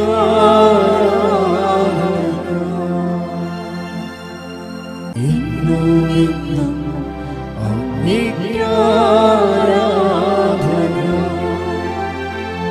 പരിശുദ്ധ പരമമാ ദിവ്യകാരുണ്യമേ, ഇന്നുമെന്നും അങ്ങേക്കാരാധന.